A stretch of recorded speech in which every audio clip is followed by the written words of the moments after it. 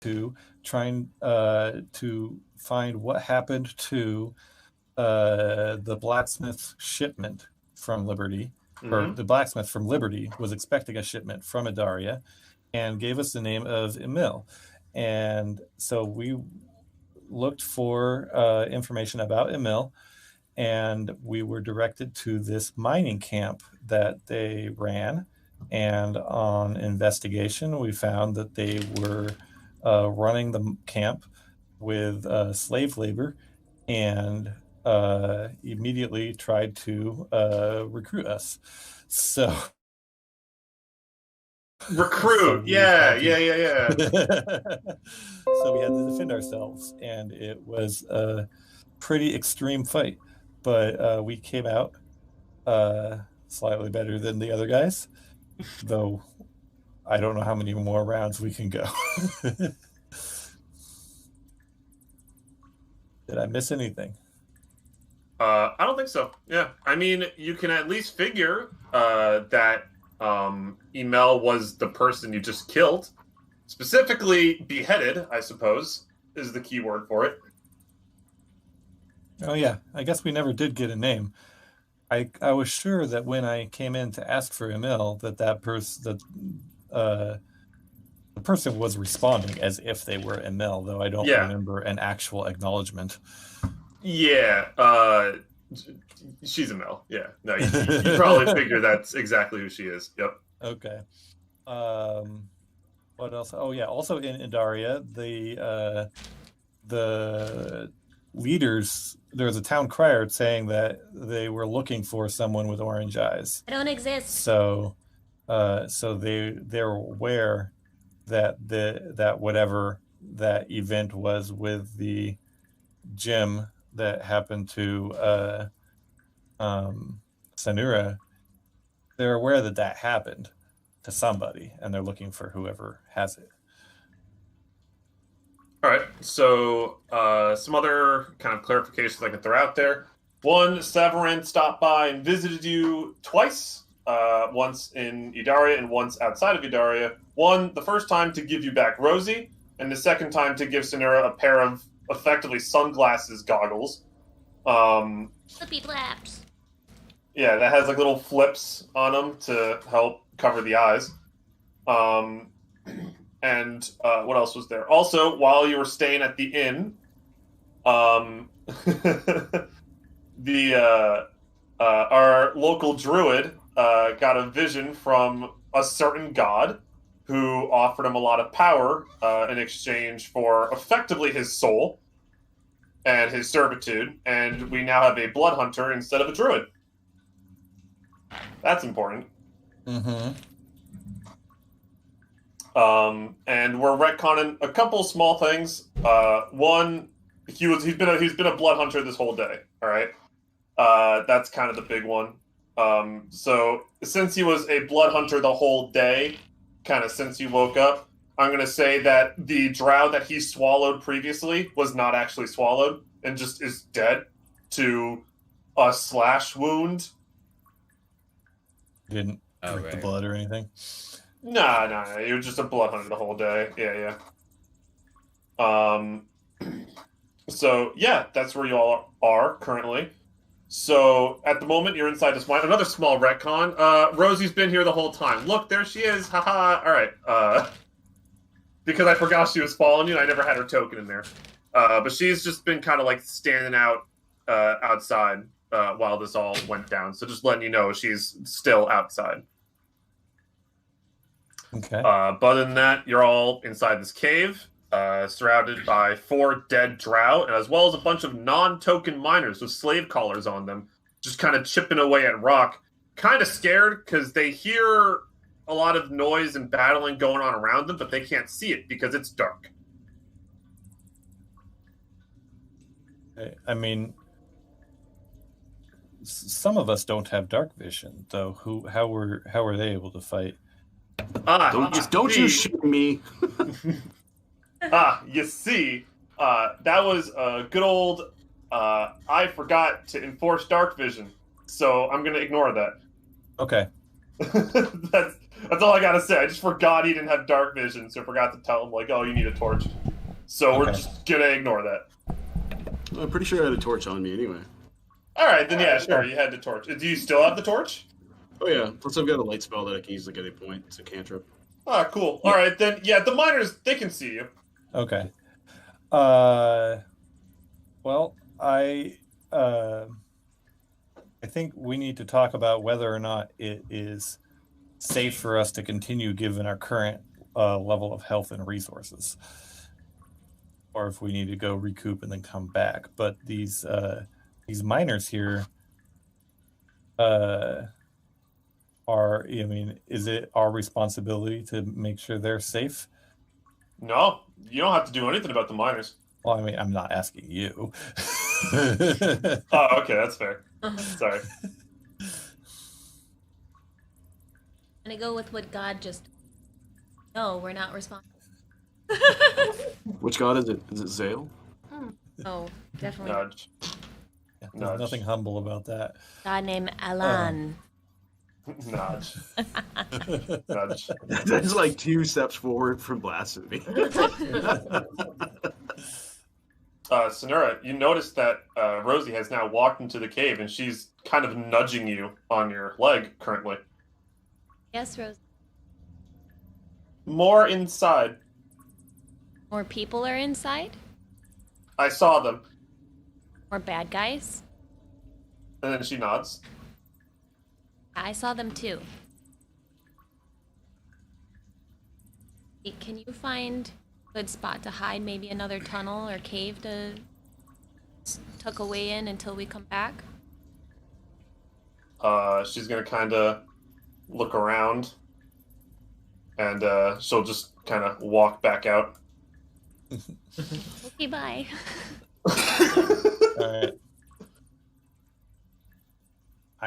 I'm fairly low on. Look at that art.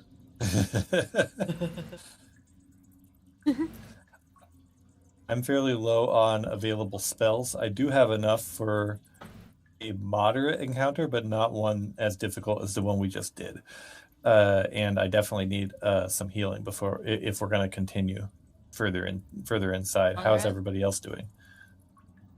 I'm pretty low on health. We have some healing potions. So do we want to use that, or do we want to try?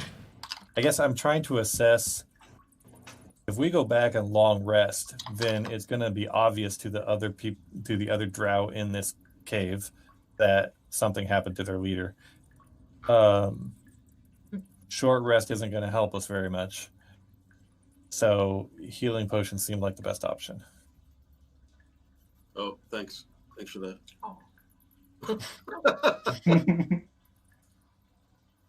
I've only got 3 spell slots left at first level anyway, so just... That's, I mean, I know you used a lot of spells, and I want you to save those for during the combat, so that's why I wasn't really asking you to heal us. I was kidding.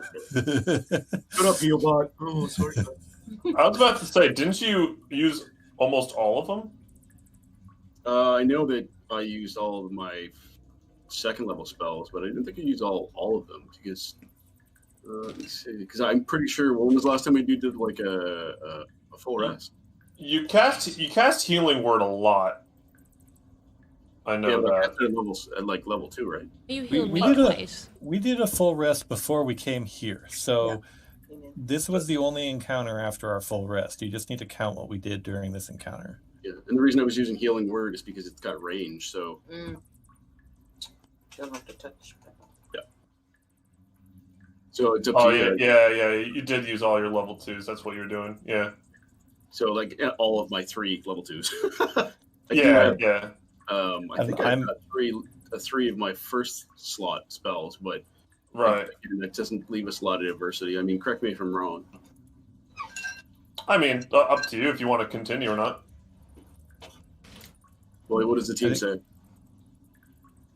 I think we should do a long rest if everybody's low on health and low on spell slots. Okay.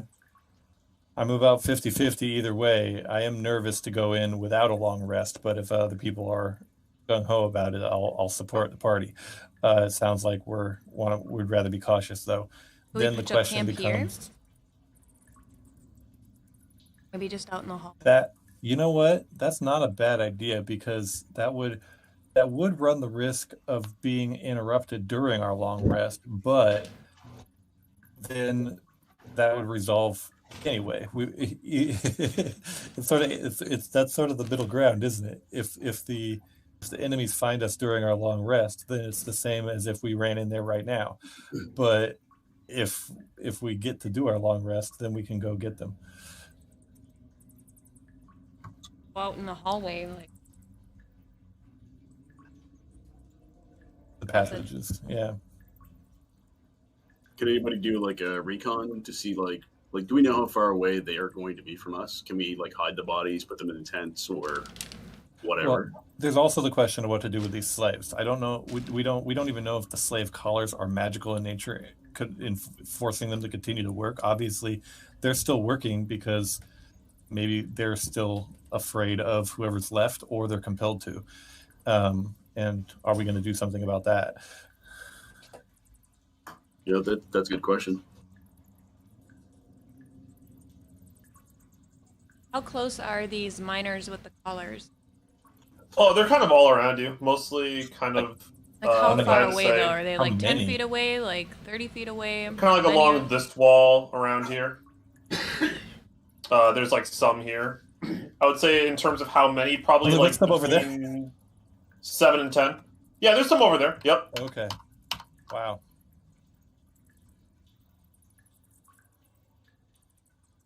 Oh, They all witnessed what we just did.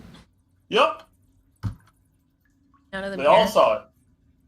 Oh no, they're all looking at you right now. Like almost all of them have stopped working. They're just looking at you. oh, I thought you said they were continuing to work. Okay. Because I was trying to figure out whether or not they actually saw everything went down. But since we kind of said, all right, yeah, Cole just had a torch the whole time. Yeah, they saw it all. Okay.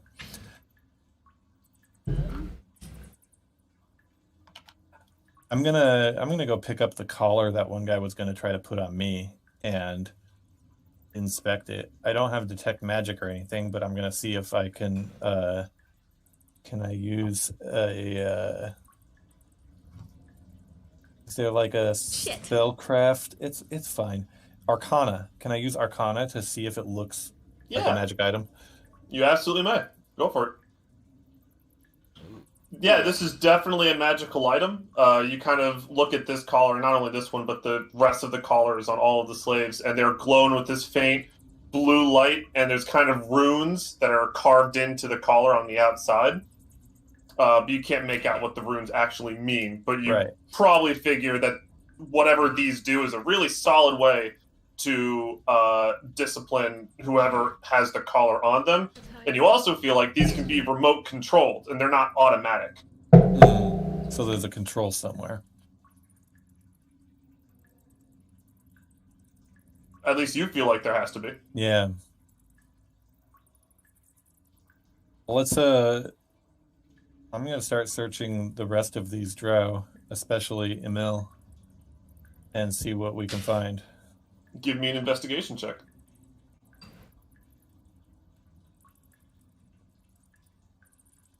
Assist him to get him like. Sure. Yeah. I'm trying to I think I don't have Tides of Chaos right now, so I'm not gonna use that. But Yeah, you did use it before. Yeah. Investigation. With a Did the 14, Okay. you are able to find some pretty obvious items that definitely stand out. So one of the items in particular is this silver rod that has 4 buttons on it. And also you find on all of them a total of 40 gold. Okay. And on email you find a ticket that has on it last stand golden ticket. I'll hold on to the golden ticket, and I'll give 10 gold out of the 40. Each of the 4 of you, I'll give you the 10 gold, since I took all of the money from the last set of bodies I searched. Each of you get 10 gold.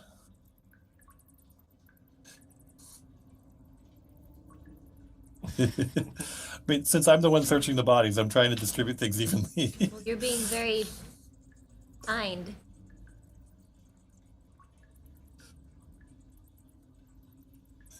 Yeah, so currently you have something that says "Last Stand" golden ticket on it, whatever that might mean, and there is a silver rod with 4 buttons on it.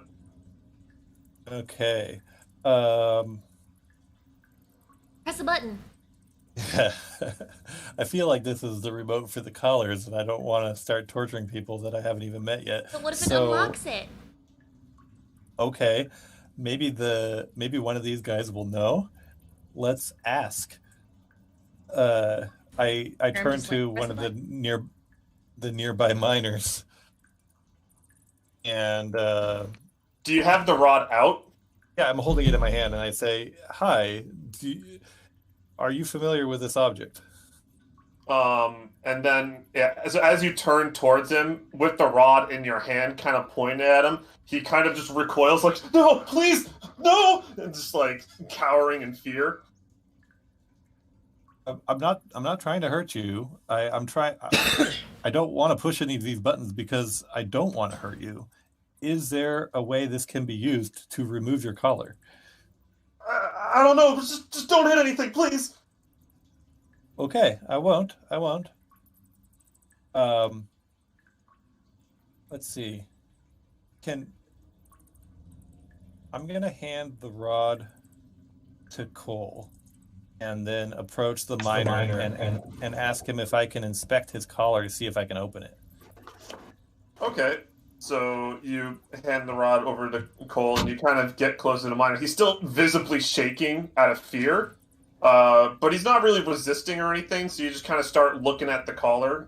Give me an investigation check.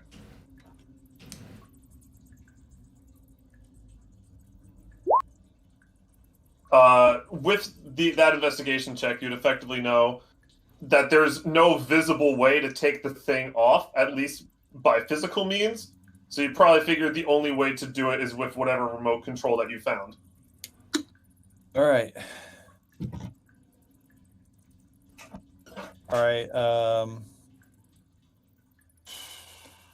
If I didn't only have 7 hit points, I would put the collar on myself and have Cole push each button in sequence to see what happens. Sonura like raises her paw and like does like a little jump, and she goes, "Ooh, me. I wanna try. Go ahead. I hand the collar. I hand over the collar. I'm gonna put the collar on. Oh, no. All right. Are we ready? Head explode. It's not gonna make my head explode. Stop. And if it does, then I get to make a new character. As your position, I highly recommend it. The DM's like, oh my fucking god. So you don't have like a illustration of this rod, do you, Alan? I don't, but it's effectively like kind of like a silver rod with like a tip on one side and the other side's blunt, and it's 4 buttons in a row from top to bottom. Okay.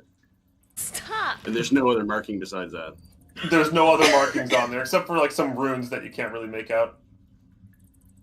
Okay. So let me ask you, Right. What button do you hit? There's 4 in a row.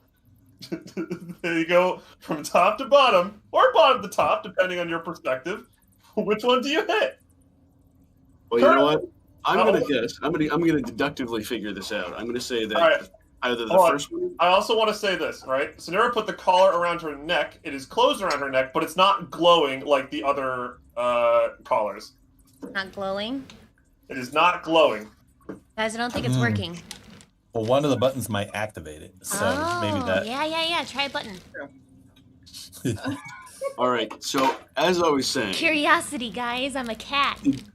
deductively, I'm going to guess that either the first button or the last button is the strongest setting or the weakest setting, or it may be an activation one. So perhaps we should start with the middle button. Either the second or the third. You're the one in control, boss. You do. Which do you do? I'm saying this to the group, so if anybody has any input or any arguments, they can chime in. I trust in the tides of chaos and rolled a d4 for you. Oh, Jesus. Chaotic neutral bitches. D4 sounds good to me. Okay. Just 1 second. think it's pretty good reasoning. It might be an on button. All right, I will push the start. If we go from the top being closest to the tip, and the bottom being furthest closest to the middle, I will press the one in second position. Okay. Which would be 1 being at the top and 4 being at the bottom, assumably. So I want to know very explicitly, where are you standing? How are you holding it? And which way are you facing? Okay, so based on your description, you said one end has blood on it. Right. And the other end has a tip. Yeah. Okay, so did we actually see how she was handling this before, or was it just on her? It was just on her person. Oh no! Blood to the sky. Be careful. Tip to the ground. Oh my god! No. Getting a new character sheet ready. Let's make sure that neither end of the thing is pointed toward any of the workers. Yeah. So I'm going to recommend everyone else besides Sonora and I get far away. Remember, there's a couple of miners over here. Yeah, well, I'm recommending they move. I'd say do up here because this range, if you're pointing it in that direction, there won't be any miners in that path, and that's why I'm suggesting. So up here. If you're holding it, see, that's why we're worried that if you're holding it backwards, it will hit the miner behind you. You know. Well, that's what I'm saying. Everybody else get away from me. Okay, we will, but in there too, if something happens and it like explodes, we could. You want me to wrangle all these miners over to this corner? Correct. We can. Okay. We can do that. I will try to wrangle the miners over to this corner. And get in fact, you know what, Topper? You don't even need to do that because I'm just going to run up to them, shake the fucking wand at them, and say, "Yeah, mule, yeah." Move, I guarantee it. Yeah, and guess what? They do. You wave the rod around. You tell them to run to the corner, and they don't even hesitate. They just run off into the corner, and they just like all huddle together, like shaking. So now that we've settled that, I feel like Cole and I are going to get along really well. You put them in this corner, right? Correct. Yes, furthest away from us. So just in case something explosive happens, I don't know. How far would that be? I guess has anybody figured that out? What's the rangefinder for that, Topper? 65 feet from you. Okay. So I still think we should go over to this corner here, or even like this corner here. How about? Like say right here. I was gonna say here, and then we can like go against this rock right. Sure. Yeah, we can do that. Okay. So that's settled. Everyone's far away. Everyone's safe. I hope.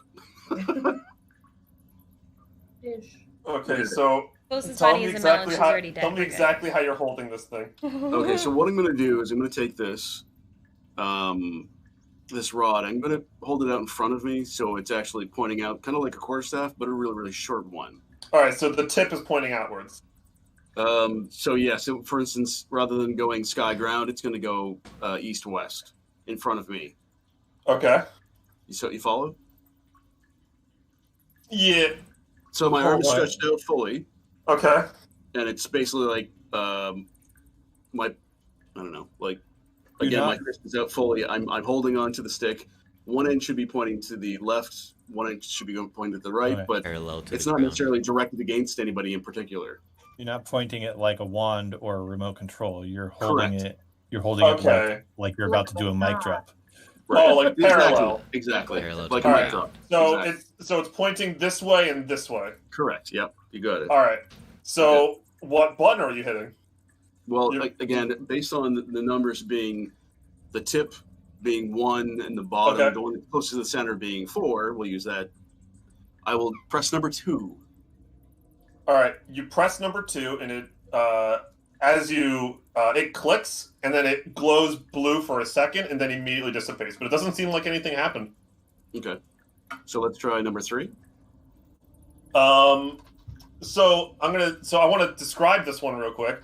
So it clicks, and then there's a blue glow, and it starts to get brighter and brighter.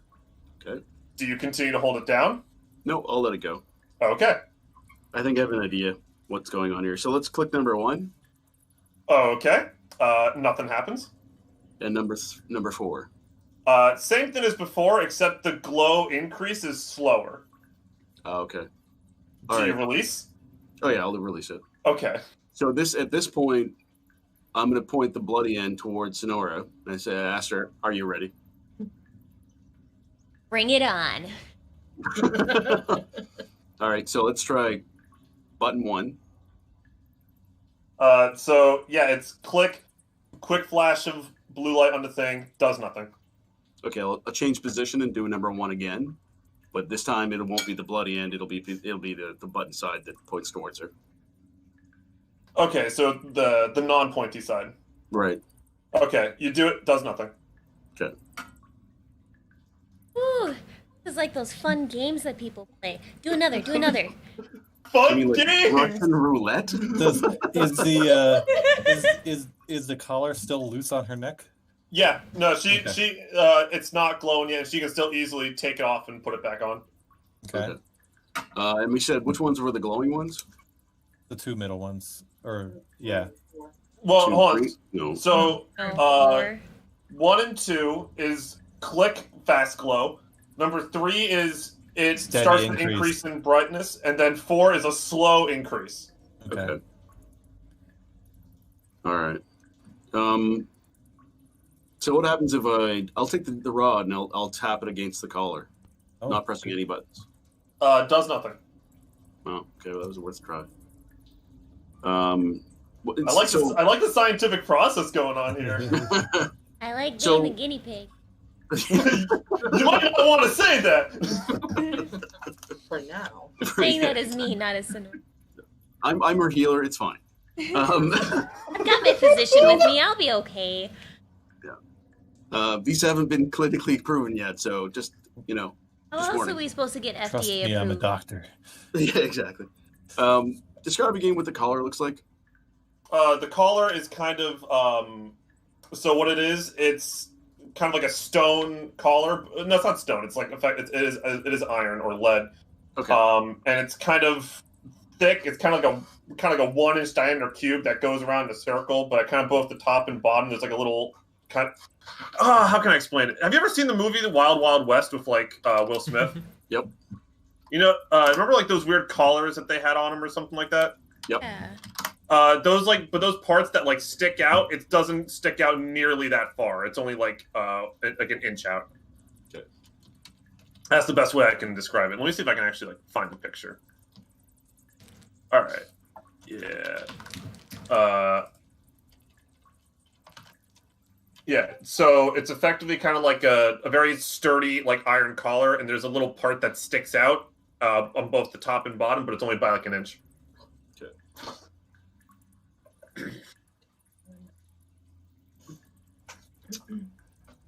Okay. Anybody else have any ideas? Ooh, let's ask Rosie. That's a good idea. That is a smart plan. Excuse me, Rhonda. Child, come here. Rosie. All right, so you're calling out.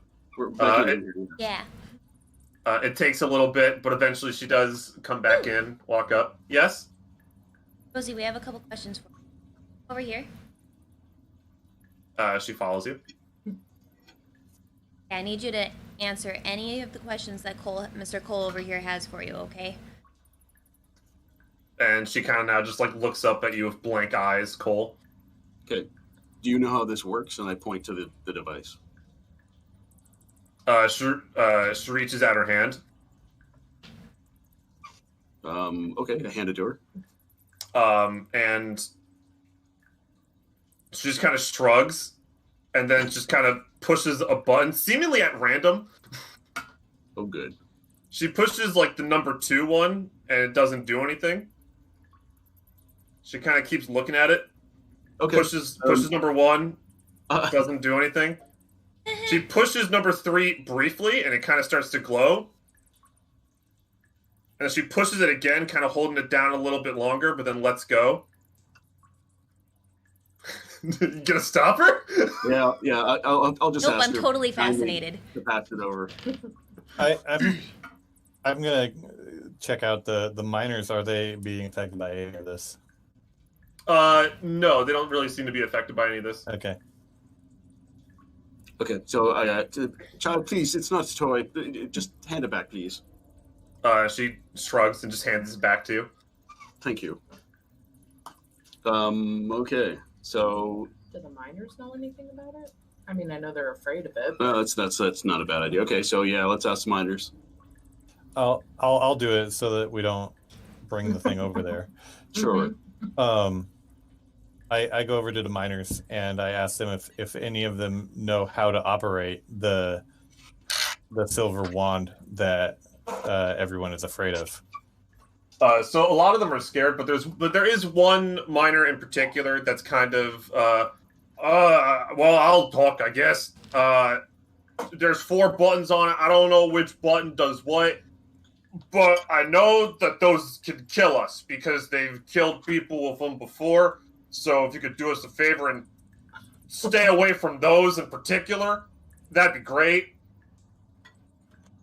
Fair. So you don't know which one can kill you, but you know one of them can kill you. Well, from what I've seen, one button kind of turns on the collar, one can remove it, and one of them can kill. I don't know what the last one does. And when it kills, it just, well, and then he just kind of like drags his thumb across his neck and then just makes like a little like miming emote for like his head popping off. Oh, fun.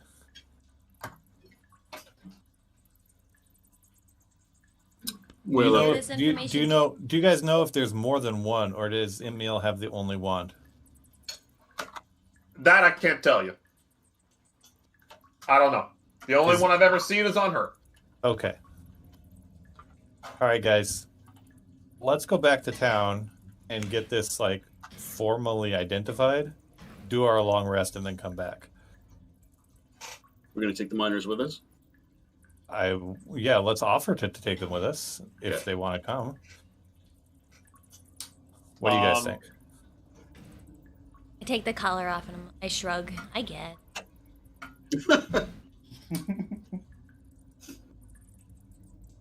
Yeah, I like the idea of taking them back to town. I think that's the kind thing to do for them. So is that it? Do we have quorum? Sounds good. Okay. All right. Hey guys, we're gonna head back to Idaria. If you would like to come with us, you're welcome to travel with our group. We want to help you get these collars off, and we don't have the expertise to figure that out here. Hopefully, we can find somebody in Idaria who can help you remove the collars. The same guy that was kind of talking to you before, he kind of pipes up and says, I don't know about going with you before we get these off. They've always said that if we leave, that they could kill us wherever we go. So I'm not really fond of leaving until this comes off. And it seems like everyone else kind of agrees with him on that, and they don't really seem to be budging that much. Okay. Why Well, don't we I need to just bring the volunteer rod then. back to town and give somebody. We'll bring this collar too, and I like swing it around my finger. See if somebody can figure it out, and then we'll come after. Sound good? Yeah. Are we sure they won't be killed outright for them potentially killing their masters? I mean, they've got no one to prove otherwise. I know, right? I'm worried about that too. Like if somebody else comes along. I think we just need a volunteer. Yeah. We need one of the miners to volunteer to let us experiment on a button. Yep. The guy that stepped forward before, if you're saying this out loud, will just say you know what? I got no family. Fuck it. And he just kind of follows you over to your little testing site and offers himself as a subject. It sucks, but it's a 1 out of 4 chance. So How is he looking right now? He's not looking good. Not like effectively all of the minor slaves are about. They're about like as naked as you can get without seeing genitalia, and they're all definitely bruised and battered from whatever beatings they've gotten from the drow. All right. Well, what I'll do is I'll cast Cure Wounds on him. All right, yeah. So you cast Cure Wounds on him, and he's just like, "Oh, thanks, man. But if you hit the wrong button, I feel like that's not going to do a lot." It's okay. I can be. I'm here for you. I'm a physician. It's fine. Trust me, I'm a doctor. So, so this man kind of stands right here, just kind of facing you. Before Cole does anything, Sonura, an important thing to note is your vision goes kind of like blank for a second, and same thing as before, where your senses kind of astrally project elsewhere, but this time you astrally project above yourself. Ooh. So you are currently looking down on yourself and on Rosie, and you note that you still have control over your body, so you can actually turn around and you can look up at this kind of spot where you're seeing from, but your vision is still coming from this spot in particular. And Rosie also turns to look at it. Does Rosie turn because Sonura does? No, Rosie's looking directly at that spot. And Cole, you just kind of see both of them just turn around and look at an empty spot just on the wall. And then, as quickly as that happened, it ends, and your vision is now back in your own body. Well, I'm going to recommend you to stay with the rest of the party. Should this turn bad, I wouldn't want to soil your clothes.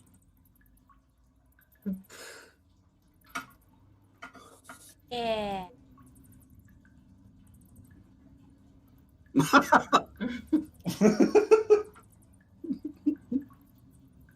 There. All right. All right, my good man. What is your name? My name? My name's Anger. Just for the tune, so you understand. I understand. Yep, it's Anger. So it's Aingur, Anger. Yeah. Okay. Very well. Anger. Quiet Fur, is there a reason you're over here that you Come want to to? watch. You've come to Oh, watch. okay. Morbid motherfucker. Oh, that's Quiet Fur. I was like, where is Quiet Fur? Oh, yeah. New icon. Yeah, new art. Look at that. Ooh. Nice. Which Magic the Gathering card did you get that from? I think that's It really looks like it. I think it's art of Bloodborne, actually. Yeah. It looks like Bloodborne. Yeah. All right, so Anger is currently looking at you. Let's start with button number 1.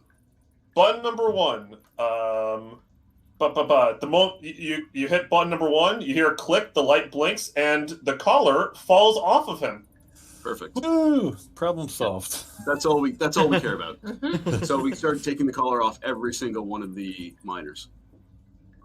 Important to note that once the collar fell off, he was just like, that went better than expected. All right. It's like a really heavy sigh of relief. I think it's a good idea to continue the testing just so we know exactly which button to avoid. I'm going to briefly look up and then look over at him and be like, what?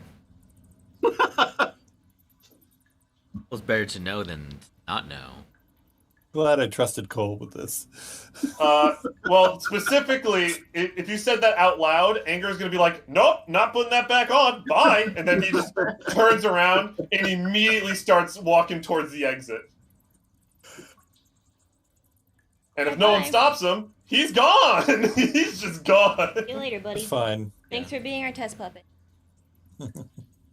All right, so let's unless anybody else has any other input, let's free the slaves. Yep. And we'll keep this rod on us.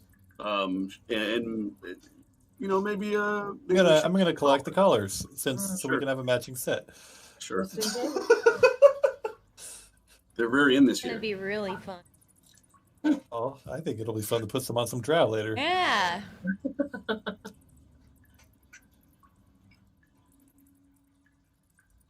You know we have the perfect inn now, right? We can pretend We can colors. pretend to be slaves. Correct. Well, let's figure that out after our long rest.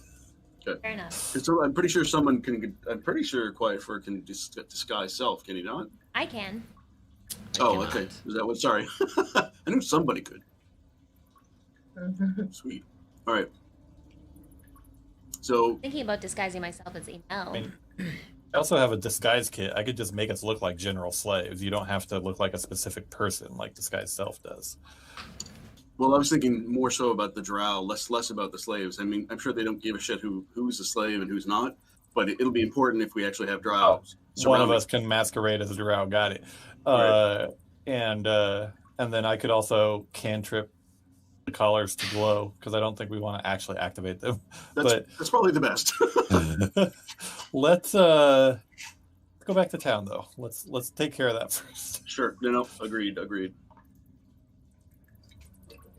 So, Ellen, we feed the slaves, and we recommend they come back to town. I mean, I wouldn't think it would be a good idea to be wandering around unless we know where they're from. Are they all from the same town, or? They seem to be from a variety of locations. Some from Idarius, some from Liberty, some from Backinson, from way long ago. All right. Well, Edaria is going to be the safest place for them at first, and they can start their life from there. Let's make sure they get safely back to Edaria, and maybe catch up with the lonely guy on the road ahead of us.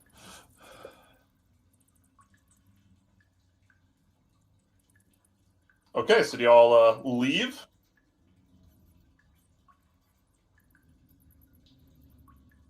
Yes. So we're all Or are we leaving. going to Okay, do a cool. long rest here? Yes. We're going back to Edaria to take a long rest. Cool. Well, so when that happens, we're going to go back to this big old map briefly. And Cole, did you add to your inventory that you have the silver rod?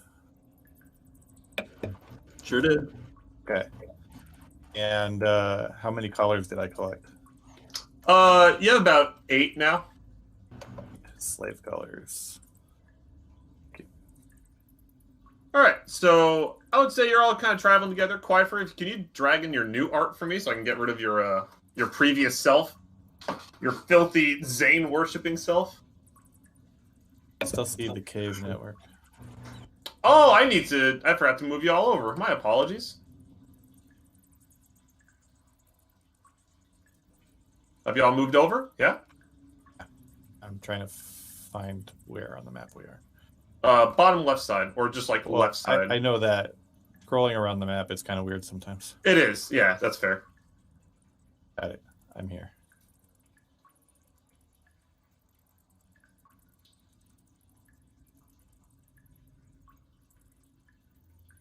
Okay. So, I'll move you with the rest of that group. You have a bunch of miners with you. Specifically, so as you kind of make it about here or so, up along the path, you're going to see the guy that kind of went out on his own, Anger, and he's going to kind of walk up to the group as a whole, and then specifically approach Sonura and say, "Hey, y'all help me out. I appreciate that. There's people looking for you in particular. At least I assume that you're the orange-eyed cat lady people that the guards up ahead are talking about. You should probably not go that way." So, Wait, they fair warning. specifically They specifically said cat person? They specifically said cat person. Yep. Awesome. Who is telling who? And I feel like Just they're happened. talking about you, especially since they're talking about you and her. And then points to Rosie. So I'm just giving you a fair warning because they're going to be like another, probably 30 minutes up that path or something like that. I don't know if they're going to come this way or not. but it seemed like that they were eventually going to come this way because they're talking about having evidence of such a thing in a mining camp. So good luck with that, friends. And then he just kind of turns around and continues back down the path this way. Thanks for the You're heads up. welcome. Yeah, Can we Jade. avoid Adaria? And is there any way we can get to Last Stand without attracting more attention? Yeah, there's like an extra path kind of along. You can like kind of go this way because the path directly from Edar is kind of just straight here. Huh? So I would say that if you're quick, you can probably go around this way and then leave that way. Well, then I'm gonna tell the prisoners that Adaria is straight south from here. We need to take a different route. Sorry, we can't take you to the city. And they all kind of understand. They just kind of start scurrying along. They're just running. Okay. Let's go while the prisoners are gonna act as sort of a distraction as everybody looks to see if they're a cat person. Okay. My Yeah. flaps are down. They are. Well, you did lift them up briefly Yes, just during that briefly combat encounter. During the combat encounter with Emil, but I put them back down afterwards. Yeah, that's true. Flaps aren't gonna hide catness. No. Yeah. They do hide the I orange. can disguise somewhat. myself. Satsuma. All right. So, you send them all ahead, or are y'all just going to try to charge forward along the path I recommended? You guys want to go to that camp, or do you want to go back to Adaria? Because I can disguise myself. I guess it's your call because you're the one they're looking for, but I think we should go to Last Stand.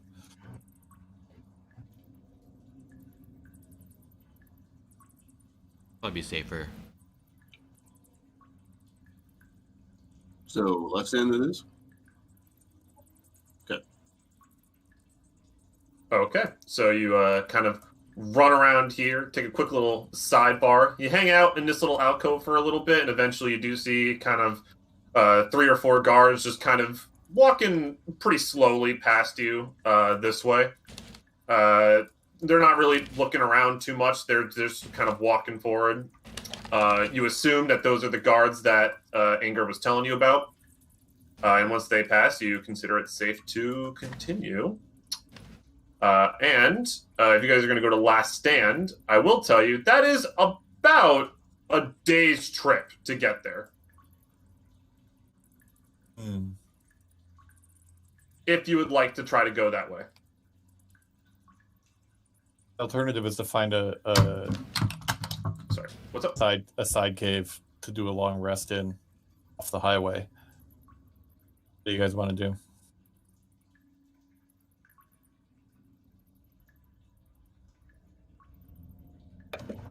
I'll second that.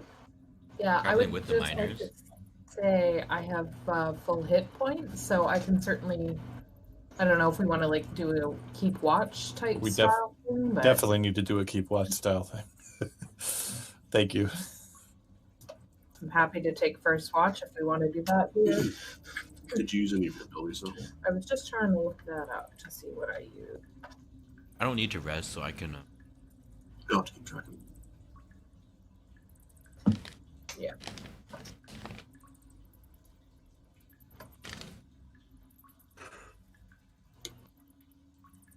Okay, so where do y'all want to stop on this path to try and make a long rest? We want to be off the path enough that we're not in direct sight. It looks like there's some unexplored side sections, like here, here, maybe. This one looks like the best one. Well, I can reveal this one to you at least. That's Yeah. not bad. Yeah, that's not bad. As long as we don't light a fire, if we don't make a light source, we can camp up against this wall over here and should be able to get an 8-hour rest. What do you guys think?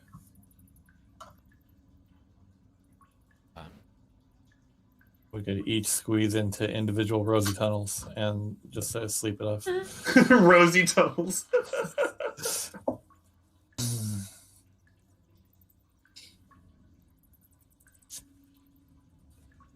Okay, so you guys are going to spend 8 hours doing that in particular. So, Lena, you're keeping watch, correct? Sorry, I can keep first watch. Yep. Okay, well, let's see if anything happens during the first watch. Oh! All right, so during the first watch, while Lena's specifically watching, it's important to note that this area, you know, you got the typical, some mushrooms on the walls and stuff like that, and there's some, you know, kind of like rock formations that some of you are kind of using to hide behind and stuff like that. Lena, you're not really hiding yourself too much. You're kind of looking around, making sure nothing's wrong, until you see, if I can very quickly load up her art. 1 second. Take your time. I was not the most prepared for this particular encounter. So let me drag her in here real quick.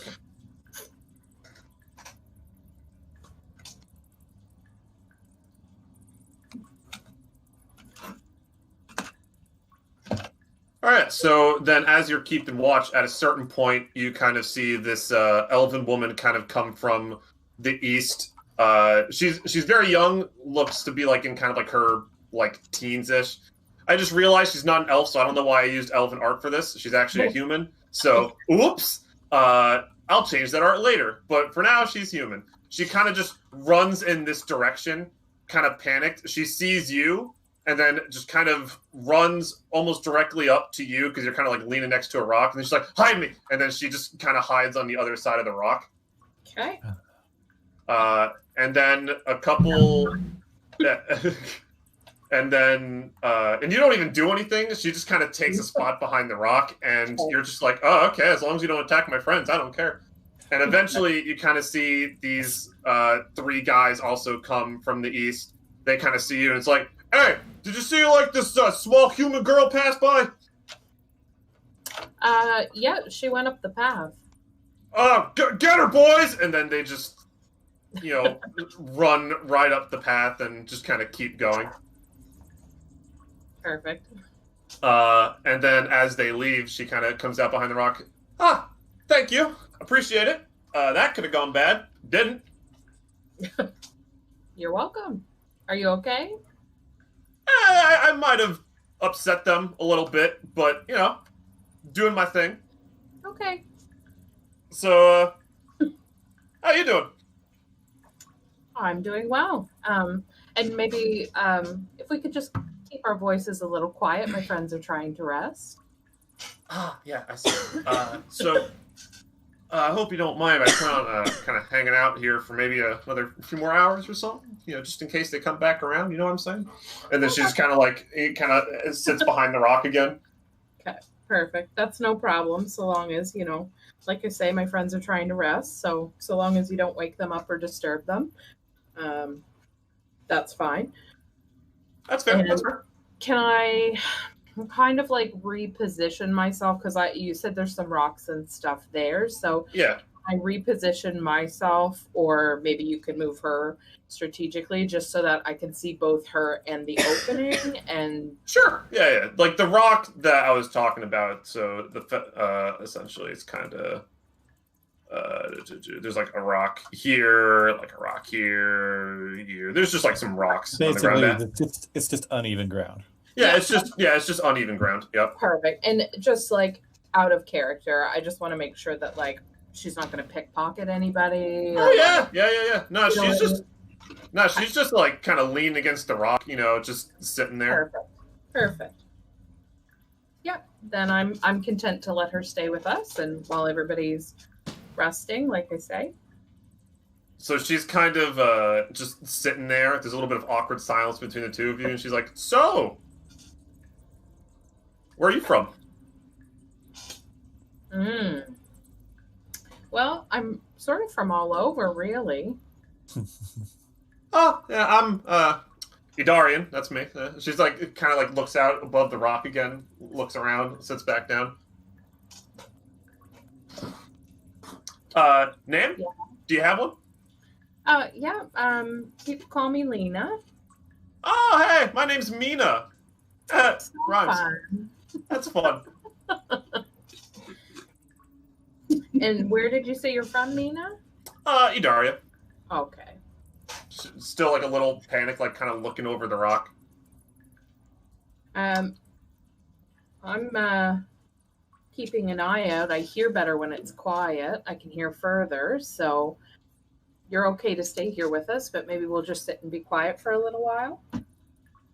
That's fine. Yeah. So, how's it going? And I'm just gonna like give her a look. That's like, girl. Okay. All right. Yeah. I mean, I don't. I feel she's me in real life. She doesn't like the quiet, so. So you got companions? You said they nice? No, Oh. they're really not. They need some sleep. Are you nice? I like to think so. But your friends are not nice. Not if you wake them up. No. Have I woken up yet? This is like, I don't know. Do you wake up? So here's the thing about a long rest is that a long rest does not explicitly have to be sleep. Yeah, it's not deep sleep. We could be sitting and eating a meal or something, and that still counts Yeah. as a long rest. It has to just be like 8 hours of uninterrupted, just pure relaxation, effectively. Activity that it consists of nothing more strenuous than preparing and eating a meal. Yep. Yeah. Like- So even like just sitting there and just like tossing like a ball up and down in the air or something, that could even account for a long rest. Because it's still the quote middle of the day. That's fair. So you're not that under the cave system. right. Yeah, so yeah, you already had your 8 hours of sleep and everything a little bit earlier on, just a few hours ago, really. So for this long rest, you just need to relax, lick your wounds a little bit, and just hang out. Okay. I'm gonna throw one of my rations, like one of my loaves of bread, at the girl and just be like, here, now shut up. And she just kind of picks it up. She's like, and just kind of takes a bite out of the bread. So what do they want with you? I might have messed with. All right, so they were like trying to capture someone and be like, "Oh, we're gonna make you do labor and stuff like that," and I was like, "No," and then I shot an arrow, and they were like, "What? Who's that?" And it's just, "Oh no!" And then I started running, but the other person got away, so that's great. That's nice. So it's slavers. Yes. Yep. Okay. But they're not happy with me, so I'm trying to lay low. How many were there? 3-ish, I think. 3. Yeah, I think 3. We'll have to teach them the ways. What? What? The ways. The ways of not slaving. Oh, okay. Okay. Are you like pro, against? Like, what's your stance? We're against. Oh, okay. Whew, that's good. I roll over. Sorry. Continue. Apparently, my cat friend is for slavery, so that's. Oh, I'm just fucking tired. Indoor voices. Indoor voices. Well, I was just out and about, training, and then I ran into them, and I was like, I don't like that, and then I shot an arrow at them. I missed, but they still saw me, and then they chased me. So, yeah, that's unfortunate. Still working on the whole aim thing. Yeah. Those two. Where are you headed after this? I don't know. Probably maybe back home. Probably. Hidaria?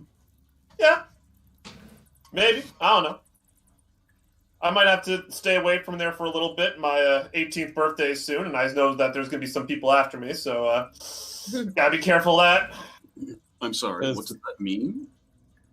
Well, then I'll be an adult, so then that means I'm like available, you know? No, please continue. Wait. What do you mean? What do you mean continue? I'm not sure what you're asking. At this point, I'm sitting up and I'm staring very curiously over at them. Oh No, continue. Well, please explain further. Oh, okay. Well, according to Edar's laws, which everybody, you know Edar's laws, right? Not intimately, no. Oh, well, essentially, slavery is okay if you physically overpower them, and there's an additional kind of clause in there that says that you cannot try to do that or physically overpower anyone that is still considered a child. And for humans, it is 18 or younger. So why haven't you made your way down to Liberty? Because I want to stay in Edaria. Press your luck? Well, I'm trying. That's why I was out here training. I was trying to become stronger so I can defend myself. Perhaps you'd be best doing that in Liberty. Yeah, but Liberty's a shithole. But a free shithole. Yeah, but it's a real shithole. You get some great food and some kind of solid culture, and as long as you're in the city, the White Knights actually do a pretty good job protecting people. So, there's that. Except for the slavery. Well, that's one of those things where if you go outside of Idara, the risk of that happening kind of goes really far up. What do you know about the cat with orange eyes? Still not like looking at her. I'm just like laying down. I'm still asking. A cat with orange eyes? Yeah. I didn't know they identified her as a tabaxi. I haven't been into Idari in a bit, but I know Idari was looking for someone with orange eyes. When did that search start? Recently heard it was a cat, so wondering what you know. Well, I figure it might have something to do with Edar's eyes, because he also has orange eyes. I don't know. What? Dragon? Yeah, Edar the dragon. He has orange eyes. Are y'all new around here? Do you not know this? We're not from Edaria, sorry. Oh, well, welcome. But yeah, I don't know. He has orange eyes, so I just kind of assumed like, oh, maybe he just wants to talk to someone else that has orange eyes. Which does kind of call into question what they even mean in the first place. I don't think anyone really asked them what they mean, now that I think about it. Do orange eyes have to mean something? I don't know. Why is Edar asking for someone with orange eyes? Color are your eyes? Her eyes are brown. He asked her what color are her eyes, and she's just kind of blinks and just points to her eyes. And they're brown eyes. Isn't brown a kind of orange? Not? Is it? I don't know that. I don't know color theory. Get off my back. This is an art class. Yeah, and then she's just like, "All right, I don't know what you want from me. All right, you know what kind of orange I'm talking about. All right, it's like bright orange, not super dark orange."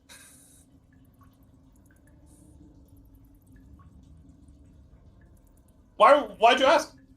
Well, just somebody else told me that there was a cat with orange eyes, and just wanted out.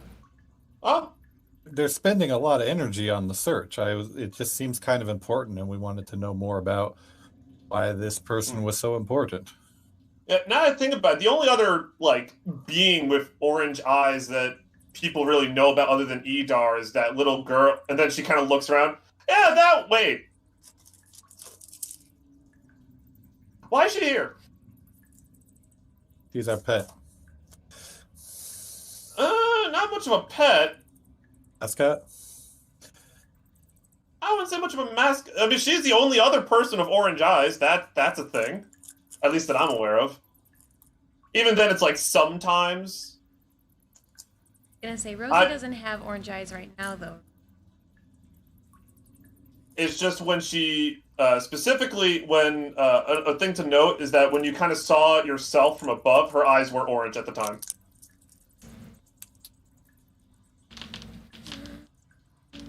So sometimes her eyes turn orange. Sometimes. And she's like, I've never seen her with orange eyes myself. I see her in Idaria. I don't. Rosie, why are you out here? And then Rosie just kind of shrugs. Ah, I see. So, where are y'all heading after this? Around. Classified. Okay. Oh, what place?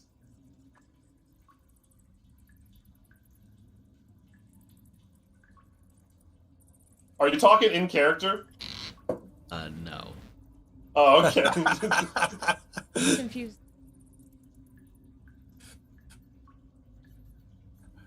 Talking to an NPC, not the DM. Yeah, okay. Yeah, so she's asking, so where are y'all heading after this?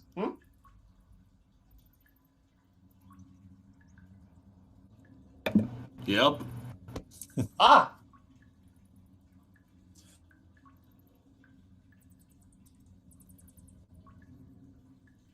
Where are you headed? Maybe just home? I'm not really sure. Where was the place that you... I was just trying to run out here and, get some training in because... Right, but you said that you shot an arrow at people. That. Oh, it was a little bit that way, and she kind of points in the direction that she came from. This is kind of a area that kind of goes off the path, and I heard some commotion over there, and I decided to go over there and take a peek. I saw them, and I'm just like, this is my time to be a hero, and then I missed. Not So easy, that I'm trying, okay? I'm trying my best. I'm not disregarding you. Making a statement. Yeah, sometimes you have to try to sleep in the corner of a cave and get woke up by conversation. Middle of the day. Well. Somebody gets grumpy if they don't get their cat nap. So.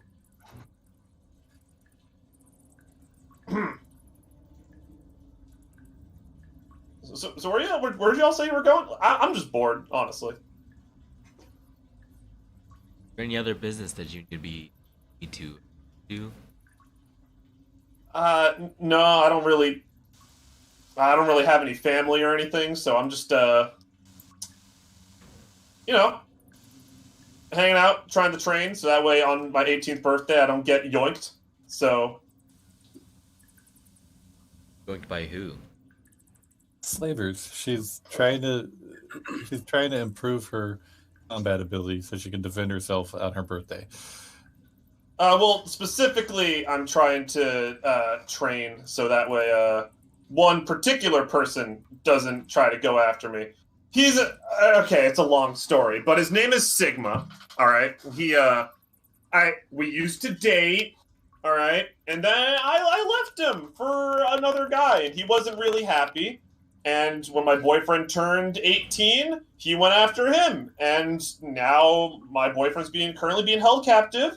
And I was like, I'm going to train so I could free him. And I'm not doing too hot at that at the moment. So, yeah. What kind of training are you... Fighting, mostly. Good at. Fighting.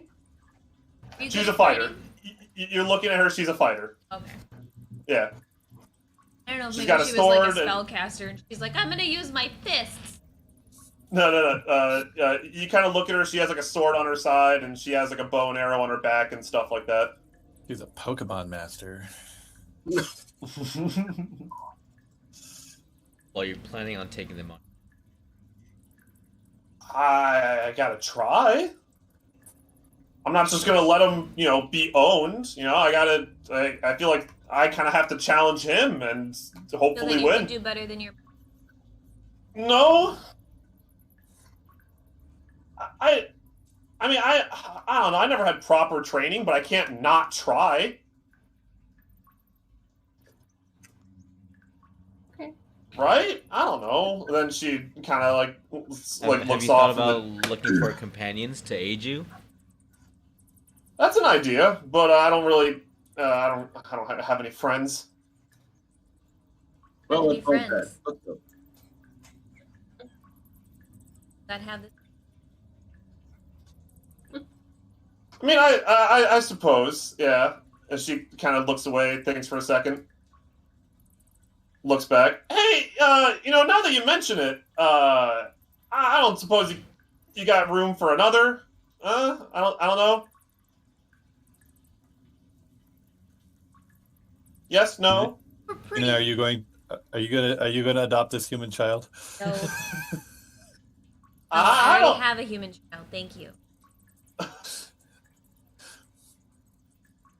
Oh, okay. I'll just. All right. Are you sure? I mean, I might not be the best, but I mean, I could try. Right. We have a huddle with our quick. Guys, let's huddle up. Yeah. That's okay. Just know that maybe your rejection might decide my future freedom. But no pressure. No pressure. And she kind of walks over here. Guilt tripping isn't gonna get you in. I gotta try. And then she goes over to this rock and All right. just kind of sits down for a bit. Here's what I wanna offer. We can try. We want to try to help liberate her boyfriend on the condition that both of them go live in Liberty. I'd like to change that up. How about we use them as retainers? In what way? Like If to they're both fighters, that's more hands for us to end in combat. not bad. More people. I guess we could start building a network of our own people. Yeah. We do need Yeah, the need people to be able to if we're gonna have difficulty going into places like Adaria with Sonura with us and Rosie, then it would be useful to have runners to go get supplies for us and things. I agree. Exactly. Yeah. Then we might not have to split the party, like our party. Yeah. Of human people party. And in exchange, we'll keep them free from slavers, and we'll keep their mouths fed. They don't get a share of the treasure, however. That's for us. I mean, we'll have to provide for their livelihood, but that's not a huge expense. No. I'm fine with that. I have no problem. It beefs up our party by 2, so. Yeah, Assuming they Well, accept. as long as they can pull their weight, then they won't end up in.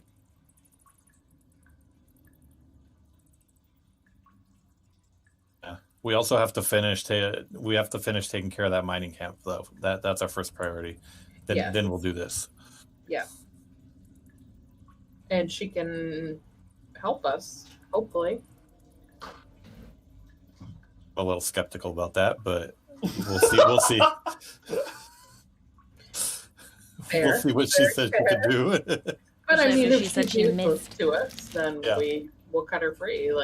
Yeah, why don't we ask her to help Good us luck first? to you. How she performs, and then Exactly. Ooh. This will be her test, A like a trial run. trial run, yeah. And that way, if she, I don't mean to be rude, but if she's useless, then we'll just say goodbye. That's Good not luck. rude. You have everything you need. Go rescue your boyfriend. Goodbye. I'm totally on deck with that. I'm gonna give a thumbs up to Lena and be like, yes. Lena's had enough of her shit for one day. Yes. I asked her to be quiet, and here we are. Like 5 times. I wish I still had. I wish I had silence. Yeah. Toss a coin to your topper. Yeah. Okay, well, if are we all in agreement on that then? We'll go let her know. All right. I think it might be better if somebody besides me. Yeah, I can I tell fed her. her. That's fine. I mean, Lena's our point person on this whole conversation, so you can continue doing that. Yes, I feel. Well, I don't feel it's my fault she came in here. I feel like that is acceptable for me to have that conversation with her. So I will just look at her in her direction, and I'll say, "Hey, Mina." Yeah. Okay, perfect. I was going to say, can you come over here? But here you are. So we've talked amongst ourselves. Our party's been together for quite some time, you see, and we're a bit nervous about taking on new people. But we like you, and we would like to see how you can do. So, we were just here resting and recuperating. We were actually just in a bit of a battle. So, now that we're rested, or when we're rested, we're going to head back in there. We've got some unfinished business. There's some more baddies to fight. So, we'd like you to come with us, and we'll see how you do. And if you fit well with our group, then you can. Okay, no close talkers. That is not permitted. We'll take you with us. We'll see what we can do. If it works, then we'll help you free your boyfriend. And then, like, as you kind of say that, she kind of jumps up and down. She's like, "Yay, thank you!" She tries to go in for a hug. No, I'm just gonna Good come next up. Dave. No, girl, there's a pandemic on. There's Put no a collar on her. 6 feet. Wash your hands. Yeah. So she'll kind of miss the hug and be like, "Got it. Yep. Yes." And out of character, how far along in our rest are we? It's still. I'm willing to early, say you're right? like a couple of hours in. Yeah. Okay, so I'll say your first test. test is to see how, to make sure that's exactly it. If you can sit here and be quiet Stealth check. while I love it. Stop check. our friends are resting. And you say that, and she will say, "Yes, ma'am," and then she'll just sit down in place and just wait. Right. Okay. Oh, if it was that easy. Well, we did make a pretty heavy commitment to do something afterward, but I think it'll be worth our while. I think so. And then there were 6. And then there were 6. Yeah. At the end of this, we're all gonna have pet human children. I know, right? Does yours set camps on fire? Because mine does. Not yet. No, she has already. Ours aren't quite as advanced as yours is. Okay. So I think we then, I guess, can just all kind of go back to resting, like have our quiet times. Yeah. And throughout the rest, she will stay perfectly quiet and very still. But sometimes when you look over at her, she'll kind of make eye contact and smile and wave at you. Okay. We'll smile back. We're friendly, but we ain't besties yet. No time. I love you. So Lena didn't need to recover anything for the long rest. We don't need to switch out who's on watch. I think I used I didn't realize, sorry, this is my bad, Laura, but I didn't realize it didn't keep track of what I was using. So I know I did use up one of my special arrows. So I will need to switch off with somebody I can. if that's all I right. don't need to rest. Okay. Cool. Then I will switch. Also, you don't really. Yeah, you only need a short rest to get your arrows back. Your arcane surges. Yes. I'm looking at it now. You only need a short rest. So. And I think most of the stuff I have, it's just a short or a long rest. Yeah, typical fighter stuff. And I know we just had finished a long rest, so I think I am good with just a short rest for anything I would have used last time. And sorry, like I say, my bad. I know I'll have to keep track of that on paper. I thought it was like a spell and it would like mark it off as used, but no. Now you can use those spaces that are called class resource. The other resource items right below your bonds and flaws to count various. You could, that's very customizable, and I use that for my sorcery points and stuff. So okay, thank you. I have it there. It's blank. I never thought to use it for something else. Yeah. Yeah. So say you can. Well, let me look at this real quick. Yes, you have 2 uses. I can put in here arcane shot. Total 2. There you go. I had it on like the right side for you. So now you can kind of use that to keep track of how much you got. Thank you. Yep. Excellent. So, y'all do anything else for the short or long rest, or? Nope. I would like to spend 30 minutes meditating, trying to concentrate on power and maybe speak or get a message from what is her name? Sorry. Nova. Yep. All right.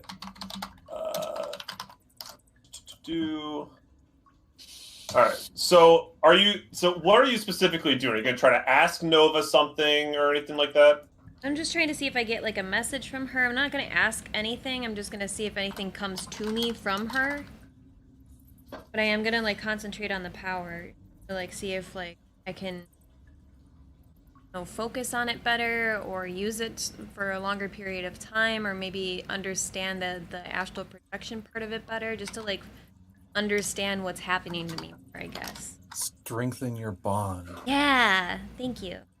Okay, yeah. So you kind of concentrate for a little bit, and after a while, this is not going to help, but maybe it will a little bit. Depends on how you relay the message. But eventually, kind of, you just hear a voice inside of your own head. It's like it is a woman's voice. And you know it to be Nova's voice, and she says, "Pasjivo sa okom idarmo ze Davidi." Great. Could you type that out for me? Please. All right.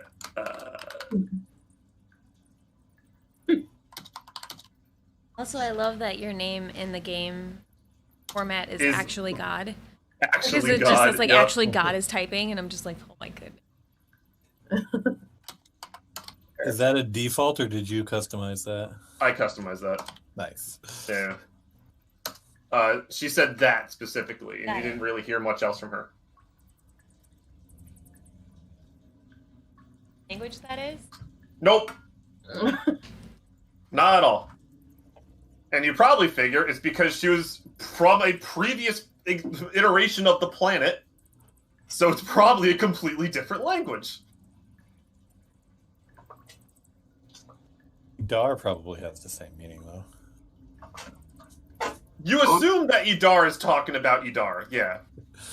Well, and I'm pretty sure I took a summer course in school for that, so I can read that.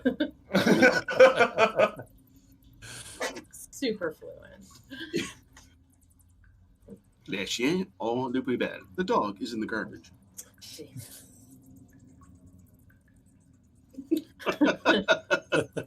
Told you I was fluent. David doesn't speak a lot of French. So what he does speak is like one sentence. Quoi?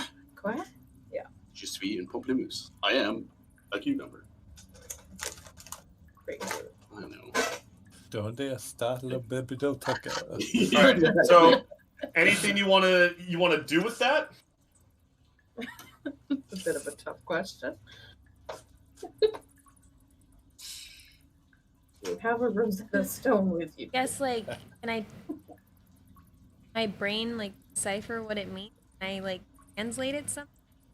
You Figure do it not out? know what it means. Nope.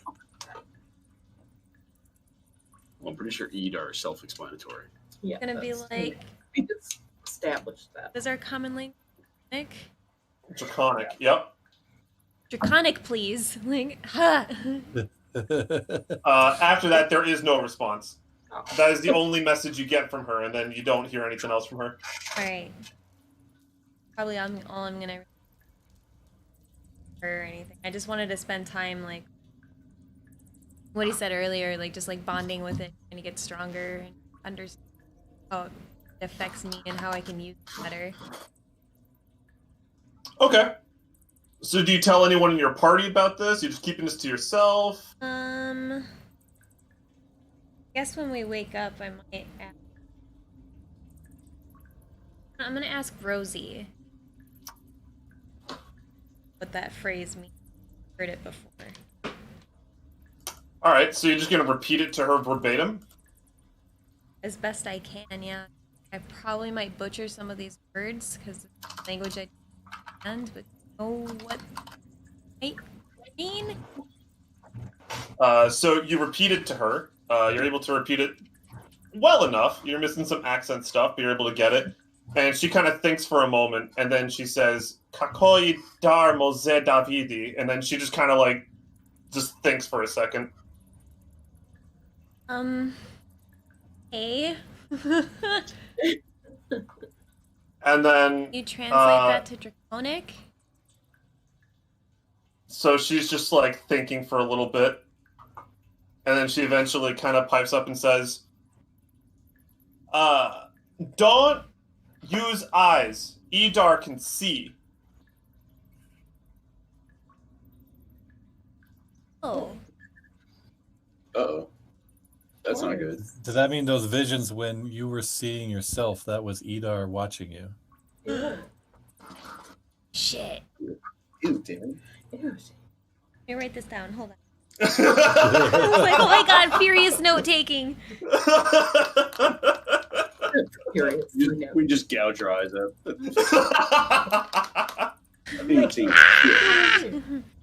You can assume that when she says "don't use eyes," she's talking about the orange eyes in Right. particular, kind of when you actually project yourself.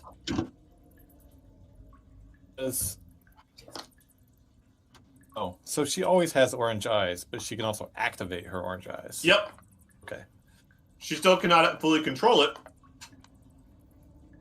But from that, you can probably reasonably assume that what Nova meant was how if you use your orange eyes, Edar can see whatever you see. So looking at those drow in the other room was enough of a clue that allowed him to look for you in the room that you were found in with the other vision. Couldn't have said it better myself.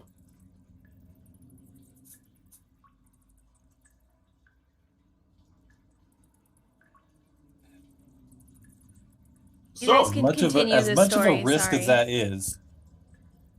Oh, go ahead. Alright, I was just gonna say that you guys can like role playing like the guys is like waking up and whatever else after the long rest. I didn't mean to take time. Oh no, this is important stuff, and we're all interested in the abilities of our party members, so we want to help you solve these puzzles. Like a Frodo I was and gonna the say, yeah, yes, Oh. definitely. That's a way better way of Um, use eyes. It's like got it. Yeah, okay. That sounds like a good analogy. I was going to say that as much of a risk as it is to continue to use your ability, getting better at it is definitely something that you should continue to do, because there's also the possibility of you being able to do the same thing in the other direction once you learn how to control this power. Ooh. Ooh.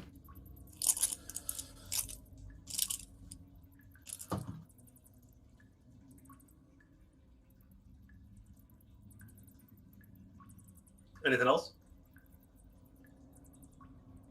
That's all I had to say about it. Okay.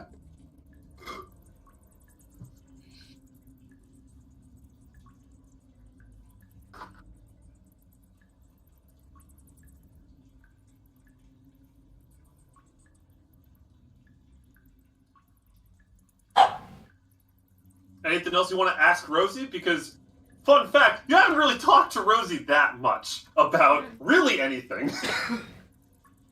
Not that great with children. That's fair. Just think of her as a really shy NPC. Gizmo. We know Rosie doesn't volunteer information unless we ask explicitly or something. So, Rosie, have you met Idar? She nods furiously.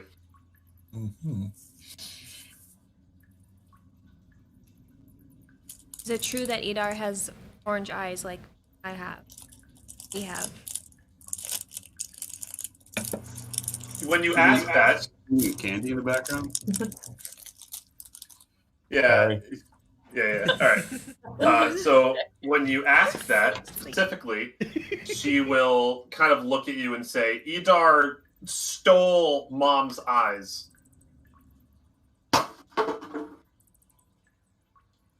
Oh, hold up a second. Oh, yeah? Okay.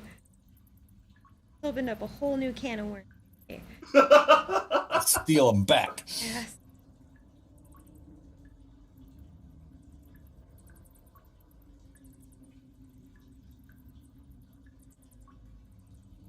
I love that. It's like, whoa, hold up. This opened up a whole new can of worms. Well, yeah. So your mom went and fought Idar, and he took her eyes. She nods. Was that the last time that you saw your mom? She nods again. Did she go fight with other people? Yes. Did those people have colored eyes too? Yes. Ah! Oh my god. I love it when pieces start fitting together because I'm like, yes, connect dots.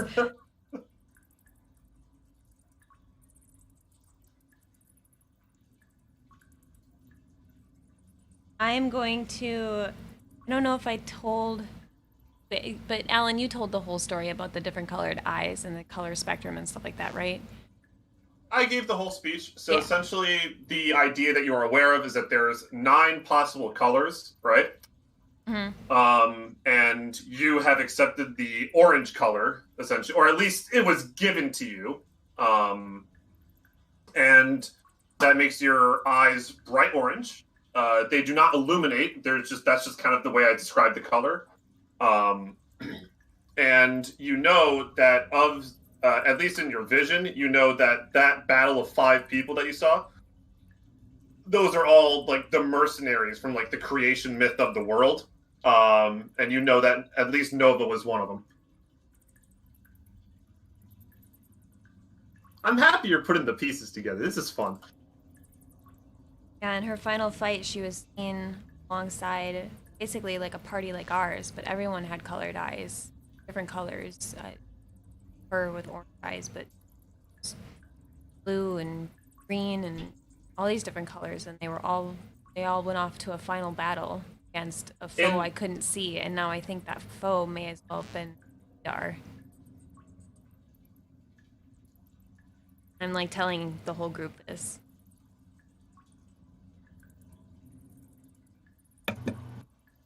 Huh.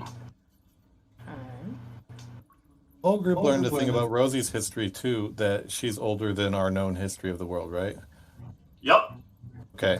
So what this is also telling us is that the dragons are older than the known history of the world, which makes sense because those are the ones who told us the history that we know. Ours basically so from the previous world.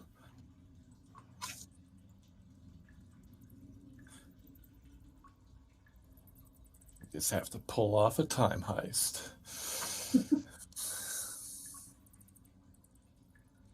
The time heist. God damn it, Topper. Stop encouraging the DM. Next time on Vythan Underdark. We leave the Underdark and we go to the beach with Savarin. Oh boy. I've seen this episode of Quantum Leap. Collect all the Infinity Stones from alternate universes. No, these are Infinity Eyes now. Yeah. Oh, Infinity Eyes, come on. I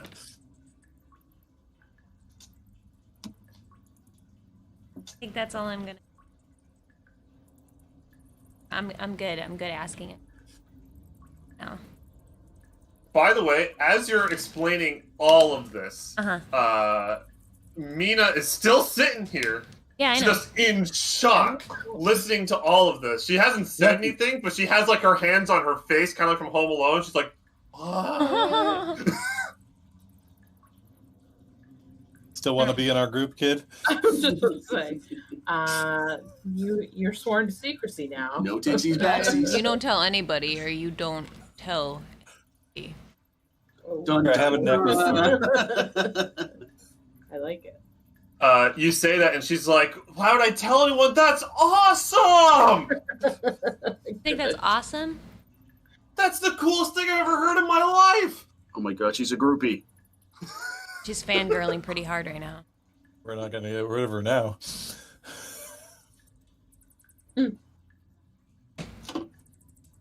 All right. All right. I'm pretty content. Let's go. Let's go after the remaining drow. And I was kind of looking forward to finding drow poison, but I didn't when I was searching them the first time. Maybe these next guys will have some. You say that, you know that means they're going to use it against us, right? For Lana. Say, oh, but the next guy has a couple of scrolls of fireball. That'd be nice. Yes, I need that too. It's okay. I got more boomsticks. We've got these nice collars. Oh, Yeah. It would be awesome if you use the scroll of fireball as the paper casing for a dynamite stick. I like it. Yeah. Hi. Surprise, lore bomb.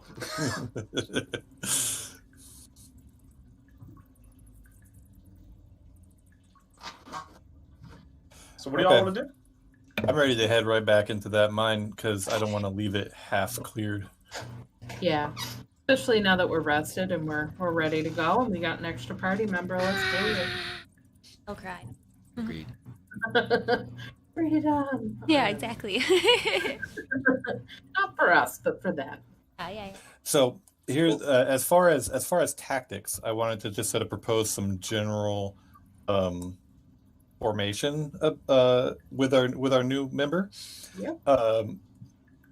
Cole and I are the least capable melee fighters in the group, and we've been holding back one of the other fighters to sort of make sure that we're not at risk when just traveling and that kind of thing. But now that we have another fighter, maybe it would be safer for the three of us to stay as a group, and then the other three main melee fighters can have the freedom to maneuver as they see fit to use their abilities to the best advantage. What do you think? Sounds good. I'm good with that to a certain extent. So long as we sort of stay generally together. I don't like the idea of splitting the party too far, but I know that's not what you're saying.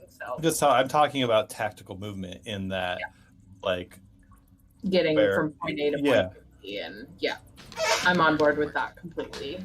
And that, like, you guys, so like if there is an encounter, then you guys can rush into melee however you need to make the best use of your abilities and not worry about Cole and I, because we now have basically a bodyguard. And I think too, like, it will have to see how well she does with that too, because I don't know that necessarily we want to hedge our bets on, I agree. Capable, so we're capable enough that I'm not too worried if we're left alone. That's why I'm suggesting this, and I don't want her rushing into combat alone, which is why I want her to stay with the spellcasters. That's sort of that's the double-sided part of the plan. I like it. I am on board with that completely. Do we want to get ourselves into like a formation then here, and we'll kind of scoot forward? I think we should also sort of keep in the back of our mind too that we may maybe run into those people who were chasing her. Yeah, let's take a cautious route back, but it shouldn't be a big deal. Now that we've had our full rest, I'm confident we can handle any hunting party, as long as it's not a group of 10 or something, And we're not terribly far from where we were anyway, so it shouldn't be too long, too arduous. Okay. So, you all kind of gather your bearings, right? You all kind of get into a little bit of a group huddle. Mm-hmm. Something like that-ish, I think. And we're off. A nice full party of 7 people.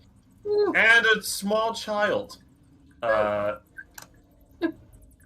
So, you all kind of go up, and eventually, right, an important thing to note, one thing you guys did not account for, was those guards that were looking for a cat with orange eyes.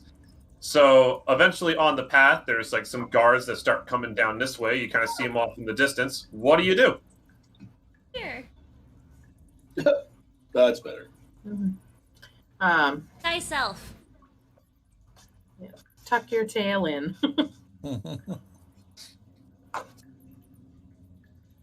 And just, I think we sort of put her to the back of the pack, really. In that I have minor illusion. How far are they? Do you think this would, if I do something like that, is it gonna draw more attention? I can create a sound or an image of an object within range that lasts for the duration, which is 1 minute. Sky itself is probably a much better option if you can pull it off. Yeah, no, I say you cast this guy's self. Sure, yeah. Yeah. I guess I'll just call elf. Okay. Just like Lena. I'll have like darker brown hair instead of bright red hair. Attributes. Color. Okay. So.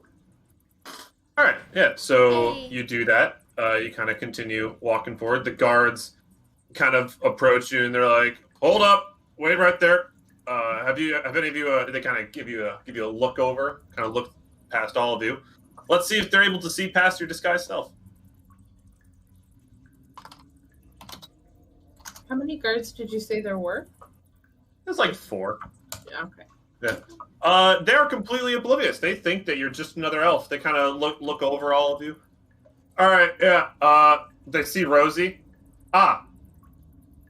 Why? Ask her. Wait, don't. Why not? She's our friend. They're kind of following us and popping in and out whenever. Okay. Sure. Have any of you seen kind of like this? It's a tabaxi woman with orange eyes, as she was described. No idea. What's Give me a a tabaxi? What's a tabaxi? Give me a deception check. Whoever said I have no idea. I don't know. I mean, Deception. really, are there mirrors down here? Because technically she hasn't seen it. I haven't Get out of seen. here. I I mean, she has seen herself. She literally like saw herself astrally projected above herself. Oh, fair. All right, but with a 5 and a 10, they kind of look at you. It's like, are you sure about that? You know, Edar doesn't like it when people are not fulfilling bounties properly. You know that, right? Wait, there's a bounty? We weren't told about a bounty. Oh, there's a big bounty on her now. Yeah, Why is Much. that? I don't know. We just got orders. Go find her. Bring her in alive. It was something like 1,000 gold or something. Yeah, we're after it. Of course, everybody should be. It's only like That's right. 250 for each of you, though. That's not that much. That's a lot. That's a lot, friend. And also, we don't even know how strong this Tabaxi woman is. To be honest, she might be weak. So if we just find her and bring her in, that's just easy, you know. I take a deep, long breath and I go, yeah, absolutely. But according to the flyer, something, he wants a word with her. Don't know what that means. But if you see her, let us know. Yeah, sure. Because we're going to split that with you. Thanks. Well, I mean, all right, fine, whatever. And then they're just going to walk past you. One of the guards in particular just kind of looks back and is just like, "Bye, Rosie," and then she kind of turns back and waves at that one in particular, and kind of just turns back facing forward. We're not that good of friends, right? Holy shit, Cole.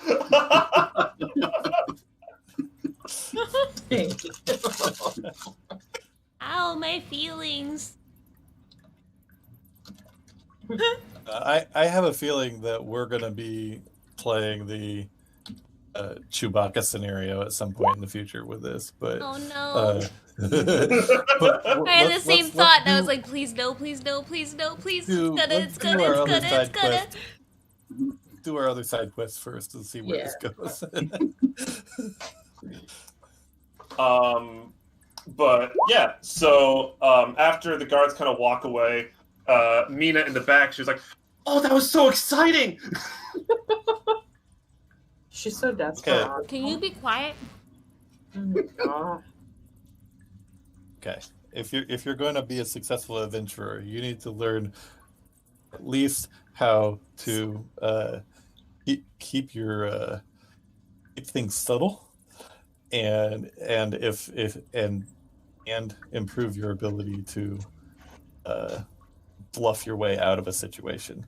Not all problems are solved with force.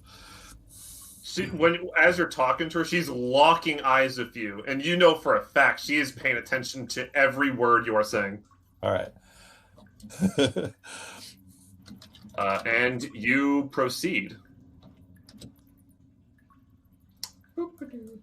And you make it to the mining camp with no interruptions. But before I send you to the mining camp, let me make some quick adjustments. There's not going to be dead bodies around there. We didn't do anything with those. Oh, well. All right. We should have painted a warning with their blood or something.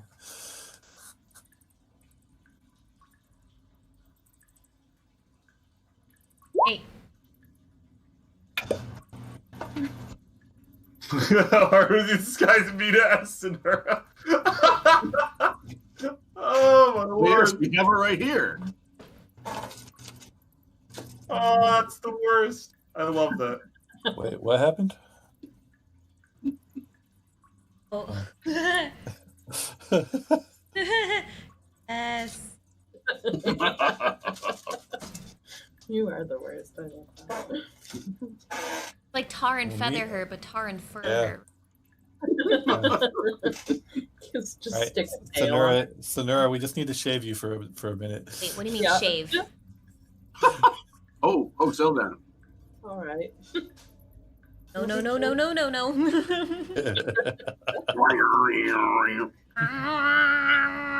right, Cats now love that. all right, I'll pull all of you over, and you're back. Back. There it is. Oh yeah, it's all dark again because we don't know what's happening. I can see Okay. though. I'm Sort phased. out All help. Help. our light sources too. Is Cole the only one who actually needs a light source? I think I'm good. Ina, you have dark vision? I have dark vision yet Oh wow, okay. because I'm an elf. Yeah. Okay, and I guess Mina also needs a light source, but I guess it's good that Fair. Cole, Mina, and I are staying together. Cole, you need a free hand to hold a torch, or you have a light spell. Yeah, I can cast it on like my weapon, my mace. Okay. And it's a cantrip, so I'm pretty sure it's, I don't know if it's a concentration or I assume it's not. I think we need. Just think 1 we hour. need Cast it on her weapon as well if we needed to. 1 hour should be plenty. Yeah. Well, yeah. Let's do that in preparation, in case we get separated. We don't Sure. want her to be lost in the dark. What's the radius on that? Well, it's going to be regular torch radius is what it is, really. Which is what, 30 feet? 15? I thought it was like 90. 15 like Oh. regular, and then beyond 15, I think it's like dim. Dim. Okay. We'll keep that right up. It's 20. I see 20 feet for torch at least. Yeah, it's 20 feet. Like, again, it Yeah. acts just like torch does, but it's magic. All right. Okay. So as far as clearing the cave, I think we just need to do some pretty methodical breach and clear, over the go through the cave, make sure we're not attacking prisoners, but I think we can assume anybody else we encounter is hostile. Yeah. Sure. And they'll probably, a lot of them will have those collars on too, so might be. Yeah. Oh, the easier. collars glow faintly blue, so we might be able to spot those even without a light source. Yeah. That should be a good indicator of who's hostile and who's not, unless they're ordered to attack us. Yeah. A friendly reminder: you also have a ranger with umbral sight. What does that do Can for us? see. She can see further, and specifically it says you are adept at evading creatures that rely on dark vision, such as drow. And while in darkness, you are invisible to any creature that relies on dark vision to see you in that darkness. So, Sonura, do you want to just do a 2-minute run of the cave? Come Yeah, back you and only tell like us the way dash out? and just go around the cave. Yeah. Do it.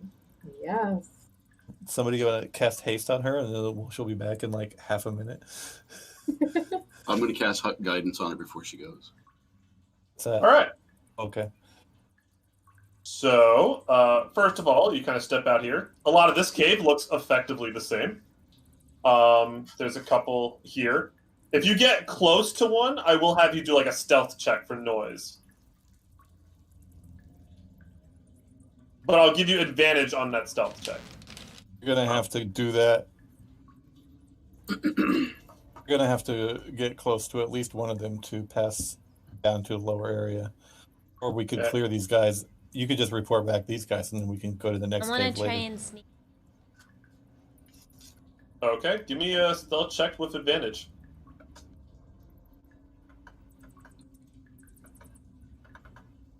Guidance. Even with an 11, I'll tell you this: you're able to kind of sneak past him. He might like hear something and be like, "Huh?" Just some rocks. But it looks like they're kind of distracted with kind of cleaning up and stuff like that.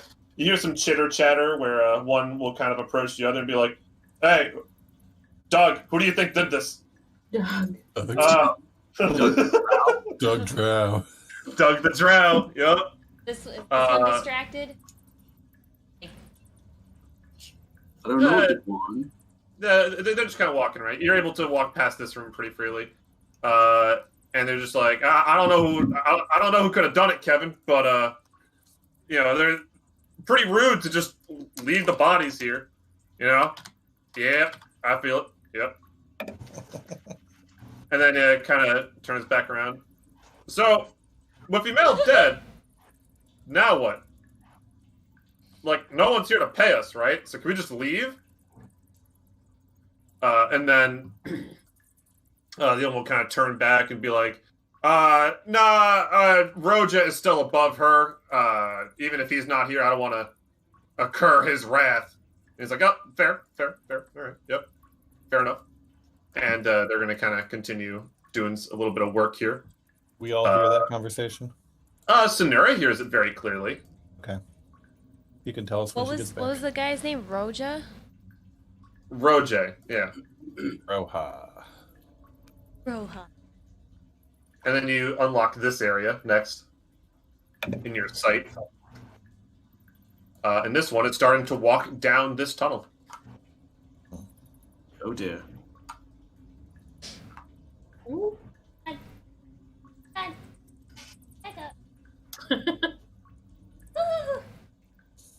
Oi, you figure out what happened, dear? Nah, sorry, John. We have no idea who could have done this. John, Doug, and Kevin. No. The other one, Ryan. Like. And it's gonna be like, damn, lost a lot of good slaves, including Anger. That dude was a hard worker. He was the only person who wasn't scared so shitless that he couldn't work. That's a damn shame. And just kind of starts to walk back down here.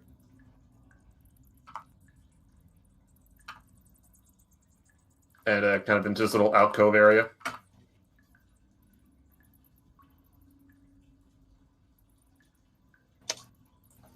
Do-do-do-do.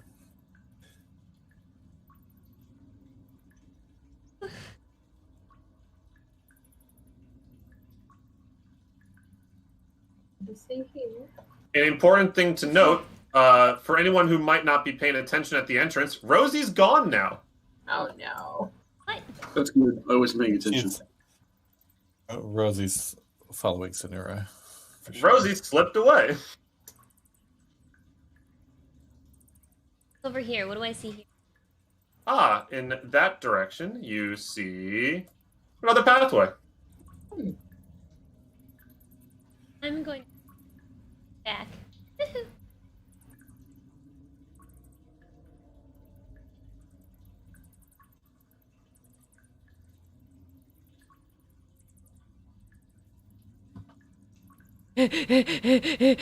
Oh my god, you guys, there's so many of them. How many? Many Like- Sonura. Like 10? Okay, more like 5. But there's definitely there's a few here, and they're talking about how we left the bodies here, which, whatever. But there's more further down. Details, really, details. There's more further down, and they were talking about their leader, who seems to be who's higher up than Emel was, and his name's Roja. Like fancy wine. He must be an officer. He's got a fancy name. Sorry. Was it You French? got Doug, Kevin, John, and then you got Roger and Emel. I'm literally in charge. He has a fancy name. I played enough RPGs. I know the shit. It's very French for Roger. There's 2 pathways. One goes down and into a open cave pathway that goes south. Another one that just opens up, and there's a little encampment in there. You see any other slaves? Did I see Yeah, any you would other have seen slaves? slaves. Yeah, specifically in this area on the right side, you would have kind of spotted a couple on like the far end. Yes, there was definitely slaves. Definitely more in that last area I was mentioning. Encampment area. There's a bunch in there. I don't know if you want to just go in with your wand and unleash them all, and maybe they'll help us fight them and rebel against the My captors. wand of emancipation.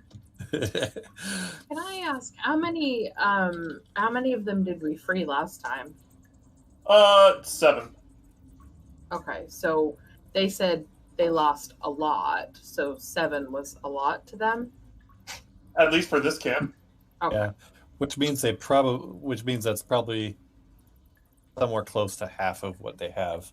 That's what I'm thinking. Think. Here, like a good bunch that yeah.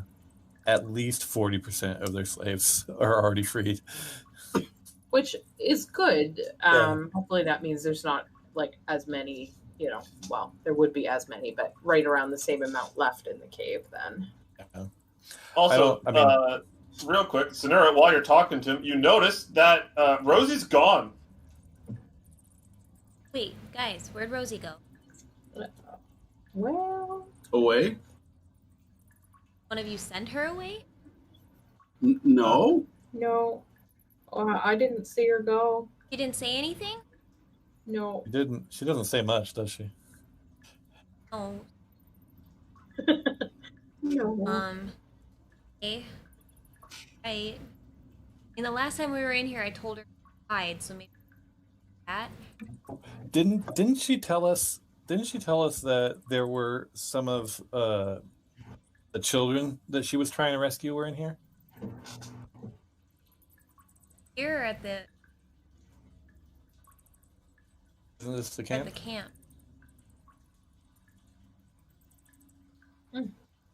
Hey, give me a perception check. Just everybody.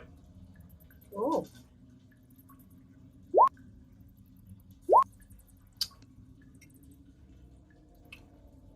Perception. I hope Rosie has a French accent. Right, so you've made it. So Sorry. everybody that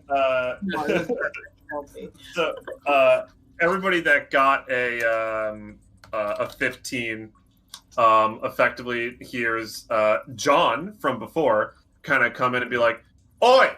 I hear something moving around in the walls. I think that devil child is here." And then this one on the right side would be like, "Osh, you don't think that was heard before? What was it?" Oh! I have something to do. While they're talking, or Yes. Yeah. Hold on. Okay. Digitation. Minor illusion. I think I can create sound. okay. I can range from a whisper to a scream. Okay. All right. I'm gonna create sound. Like up in this corner, up here, and I'm gonna be like, I'm gonna try to mimic Rosie's voice, and I'm gonna say, "It's not me." Oh my god. It's not me. I'm over here, obviously.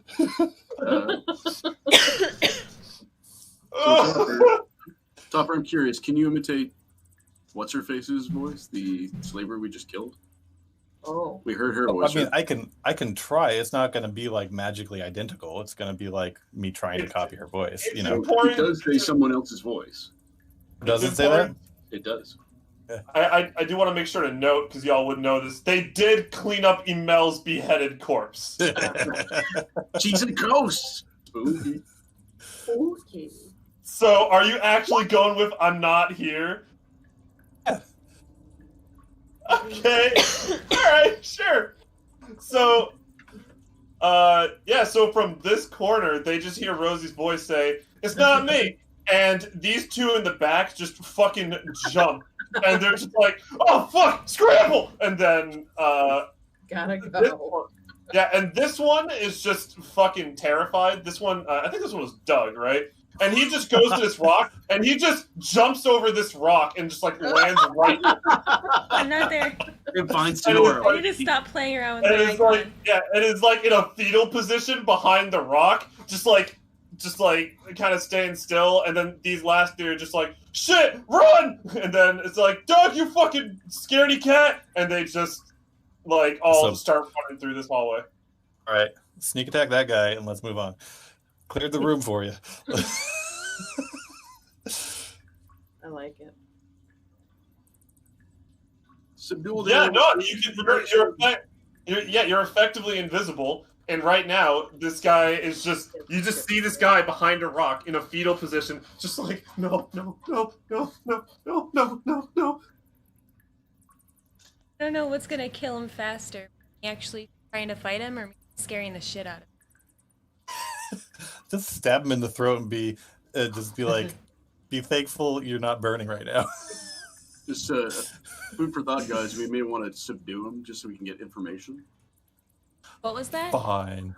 We may want to subdue him, like just do subdual damage or try to just knock him I out. hand her a Topper, collar. yeah, give me a I- collar. Still don't know how to activate him, but you can push any of those 4 buttons as much as Cole you has want. it figured Oh, out. God. As long as it doesn't blow our digits off. Cole, come here. Cole, I need you. Cole. Okay. Oh. Okay.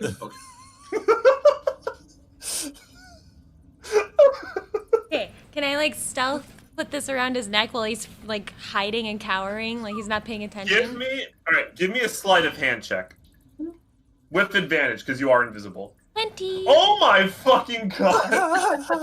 Yeah, he's so distracted that you managed to get around his neck, and he hasn't even noticed. He's just like, oh god, oh god, oh god. I'm just gonna be like, what are you scared of? Ah! Cole, press the button. Don't scare him away. Okay. I push number 2. All right, Hit number 2. are you pointing it at him? Yes. All right, so yeah, you do that. Click, and it immediately starts to glow around his neck. He's like, oh god, what happened? Somebody help! Kevin! Somebody help me! Oh, stop. Shh, shh, shh, shh. Quiet. No yelling. Ah! Because you're still invisible to him, so he just. Can I like step out of the shadows so he's not screaming at the darkness? I'm gonna Sure, yeah. step out like a villain, just completely out of the dark, like. To him, you basically are, though. I love it. Like no screaming, no yelling, or we make this collar go boom. Okay. Ah! So shh. Where? Shh, shh, Where is she? Is it? Okay, you're gonna come with us now, okay? Come on. Where's That's a good where's the boy. devil child? That's a good boy. Where is she? Don't worry, I sent her away. Wait, Come on. she's a you? Come on. Oh That's god! a good boy. Oh, Guys, I got a no. new pet. Let's shake the wand at him. You know what this is, right? This is my boomstick. Please, just kill me instead. Anything but her. All right, Cole and Mina and I will watch the prisoner. Let's let's advance down into the caves. I can't wait till we hear what the other ones are saying. Oh, I know. We need to act. We need to act while they're still shaken, and we'll have advantage. So,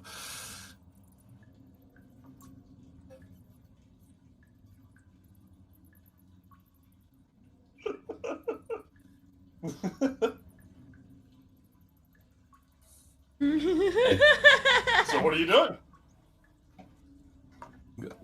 Lena, Quiet Fur, and Sonura, can you advance up to the exit to this cave, and then we'll be right behind you. How many are there up ahead? Start interrogating him. They seem pretty gone. So where are you leaving this drow prisoner? I'm curious. We're gonna have him move with Cole because Cole has basically the wand to him like a gun in his back. Well, we All right, just yeah, and he's just gonna walk with you, yeah. All I right, so said you get to move. move.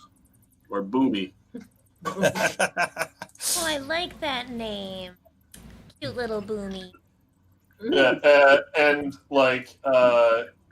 as you kind of like point at him, he's just like, no, I don't want to see that devil child, and he tries to like run away.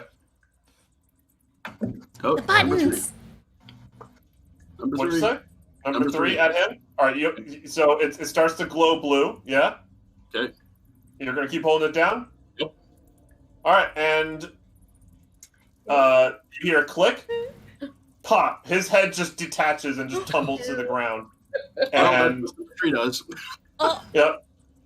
And the rest of his body kind of slumps to the ground, and you see that the inside of the collar now is like a disc of light blue light, whoa. Nice. and then it dissipates after a couple of seconds. Is it a reusable collar? Can we? Can we, Go pick can up we the just collar. rinse it off? It's fine. You don't need to rinse it off. Is it functional? Does it open back up like the other unactivated collars I have?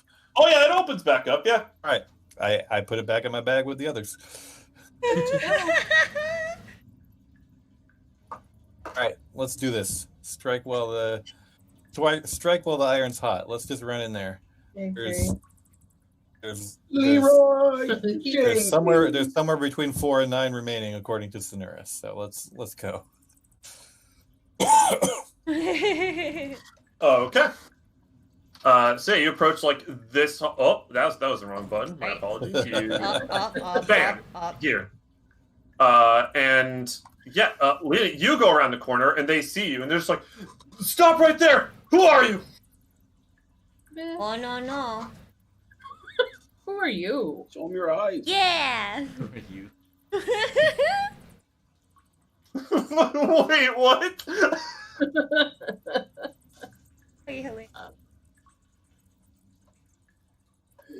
So they ask who you are. They kind of have their crossbows aimed at you. They're a little shaken up. They're not doing too good. And I'll stay back here then. I don't know. Do we just want to kill them? Yes.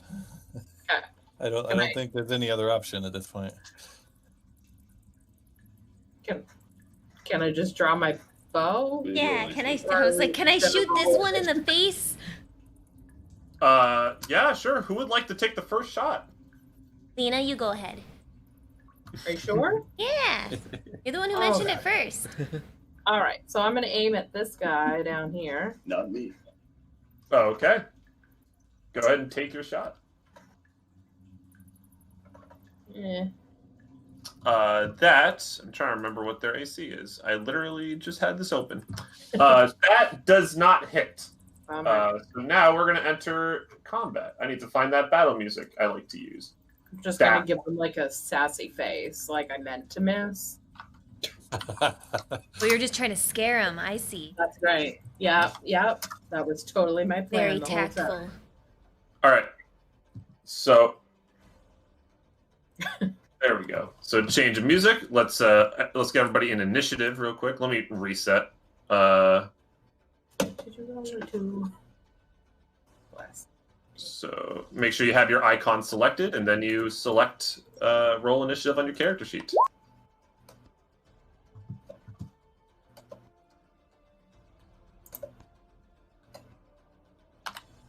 E. 26. That's a bit of an over. Lord Almighty! All right. That's 1 better. second. Thanks.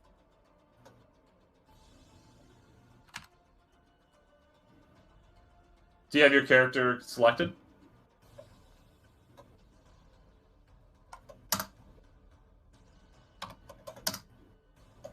There we go. Cool. So let's go ahead and sort this in descending order. All right, Leah, I know you just fired a shot, but you can go ahead and fire another one. All right. So I'll same one again. Go for it. That is a miss. Okay. All right. So I'm just- you fire the first shot, it misses. You fire another one, that one also misses. And then he's kind of looking like, "Are you joking?" Yeah, you better run while you can. Yeah. I'm going to stay right. where I am, though. All right. So now what would you like to do? Is that? Bailey, can we put the turns in order? They are in order. No, mine didn't update for some reason. Weird. Oh, hold on. Let me. I wonder if I hit it again, it'll update it. No, that's better. Yeah, did update. All right. Cool. All right. And then it went back. No, you're good. It went back. Oh no, I'm cycling through the turns. Oh, okay. Never mind. Disregard. Yeah. This. Hail of Thorns. Of course you can. Yeah.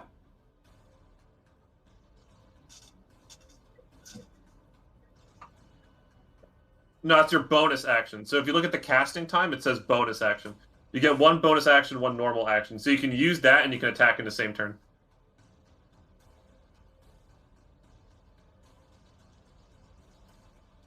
It crossed. Go for it. Oh, go ahead and roll that damage for me.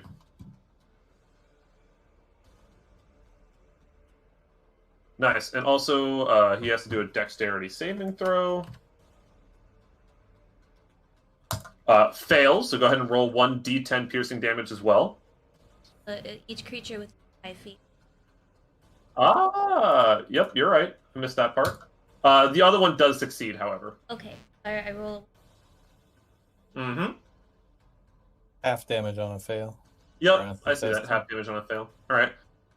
So I'll tell you this much: that damage roll was kind of hot. So this one is dead instantly in one hit. How do you want to do it?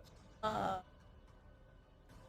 guess because I'm still invisible, I want to stay invisible, and I just want the arrow to come out of the darkness and like get him right in the throat. Just goes straight down. I'm just gonna be like, yeah. Thanks, Lena. Yep. So you fire your shot and lands it right in the neck, but then the hail of thorns just kind of explodes out of his neck and then hits the guy right next to him. Oh, I love that. Little bit of a thorns and blood on him, but he's able to avoid most of it. But he still does take 2 piercing damage. Nice work. Take that. All right. So the one that's up next is dead. But on that guy's turn, the other guy's going to say, "Oh my God, Kevin! No!" I killed Kevin. I killed you. He's over here like making pretending like there's thorns coming out of his neck. It's really. All right, Quietfur. It's your first turn as a blood hunter. What do you want to do? Ooh. I'm just going to.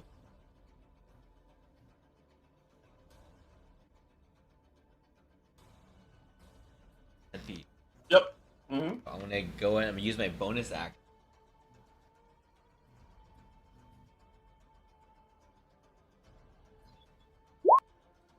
There's just an extra 1d4 fire damage on my axe. Yep. Mm-hmm. Nice.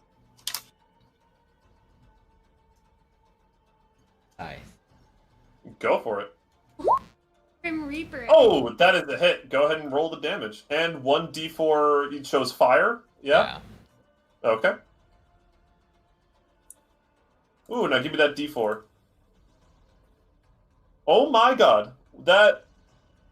Wow, this combat's going a lot smoother than the last one, I'll tell you what. Because he is now dead. So tell me, how do you want to do it? So as I kind of bring out my scythe, I'll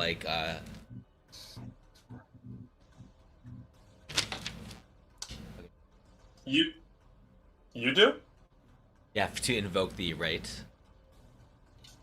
Oh, yep, that's right. Yep, Yes. that's it. So I'll slice my leg a little bit, my scythe, and I'll bring it around, and as it lights on fire, I swing it and then just lop his head right off.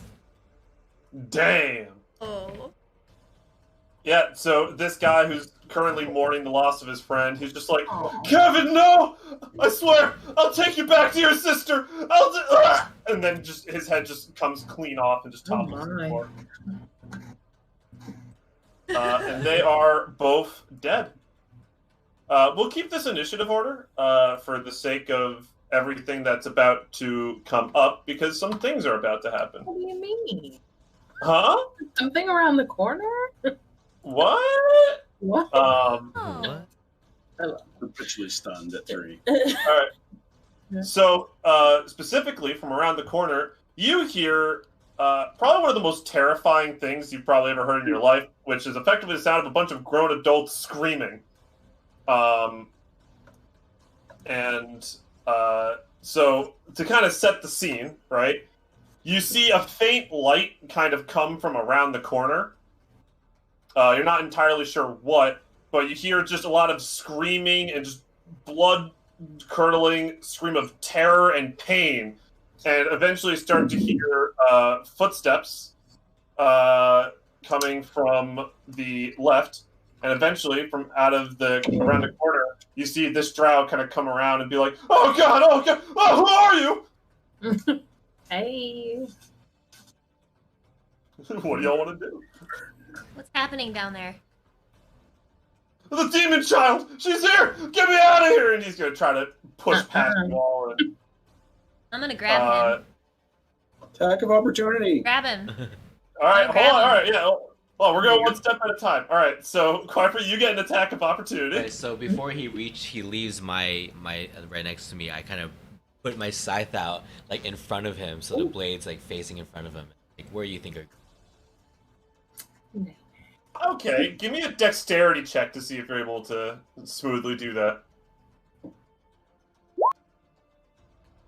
All right, let me do a dexterity saving throw for this person. No, this person's able to perfectly conga line underneath your scythe. There is one thing that he wants to do right now, and that is to leave. So as he tries to leave Sonura's range, what do you want to do? I'm gonna try and grab him. I've got claws on my hands. So sink my claws into his clothes and hold on to him. All right, do you specifically want to do a grapple check, or do you want to just attack with your claws? Grapple. Grapple? Okay, so give me an how do I want to do this?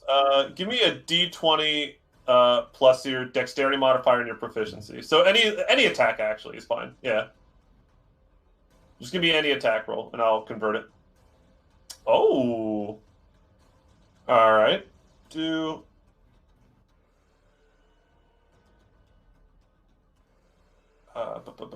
Okay, so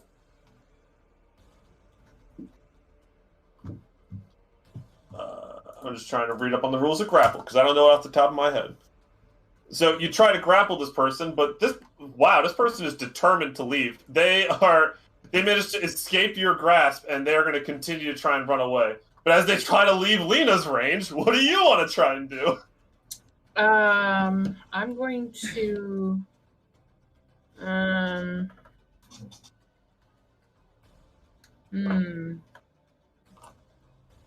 gonna use my 2 short swords. Okay. So I think an attack of opportunity is just one attack. Okay, then I will use the good hand short sword, which is not great. Unfortunately, that does miss. So now, however, they do stop in front of Cole, and that is going to be all their movement for their turn. So let's go back into the initiative order that we were in before. And first up is going to be Mina, and she's going to try and do a longbow attack. She hits, actually.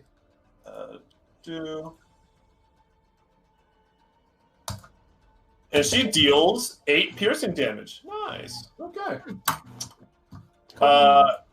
And Topper, what do you want to do? There's this drow who's currently terrified. And definitely wants to leave. How much damage has he taken? Is that icon mean bloodied? Yeah. Taken 8 damage so far.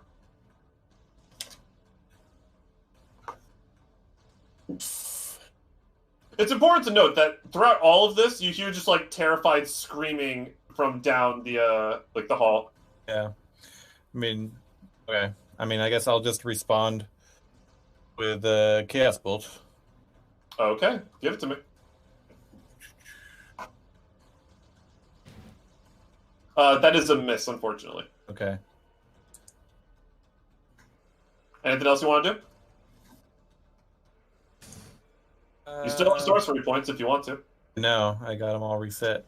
I'll use a sorcery point for a quickened firebolt. Okay. That's unfortunate. Yeah, I know.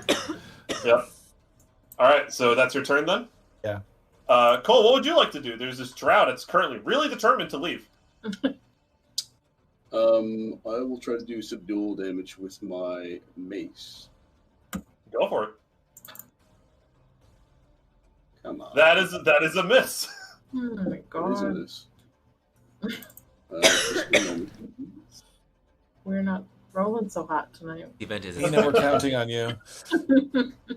Prove your worth. Jeez. Actually, right. You said the whole drow thing with the light isn't a thing, right? You mean in terms? Wait, what do you mean? Blinding in them. Oh, blind them? No, I don't do that.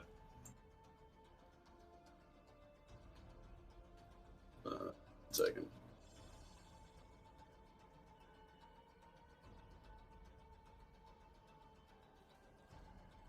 It's my turn, I guess. Yep. Oh, okay. Lena, what would you want to do? Oh, Well, I'm gonna try and hit him with my longbow. okay. Hey, roll the damage. Shaking off the dust here.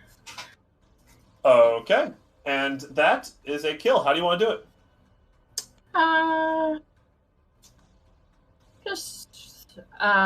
He's probably running away, so unfortunately, probably like through his back. Gurgle. Yeah, Unfortunately, through his back. kind of rude, but you know. Yeah, so as the drow kind of rounds the corner and runs to these other people, they try to take their shots. Only Mina gets a hit, right? Then shortly afterwards, your arrow just comes right through the chest, and he just slumps to the ground, dead. Yay, Lena! Mina's gonna shout out, "I helped too!" Yes, you did your good job. You did your part. Thank you. Well done. All right, let's go see what's on fire. Let's roll. Okay. Let's go watch the barbecue. You guys be okay with taking a quick bio break? Sure. That's fine.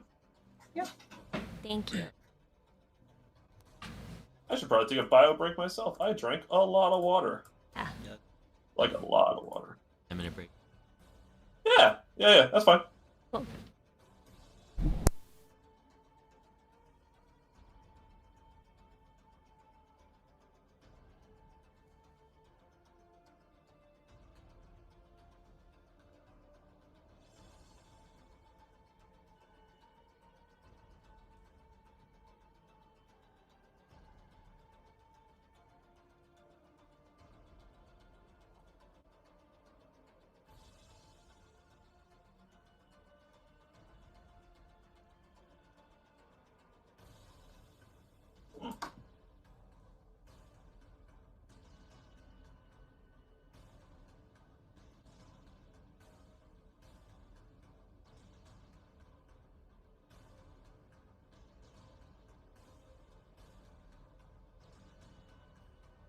Alright, I'll be back too.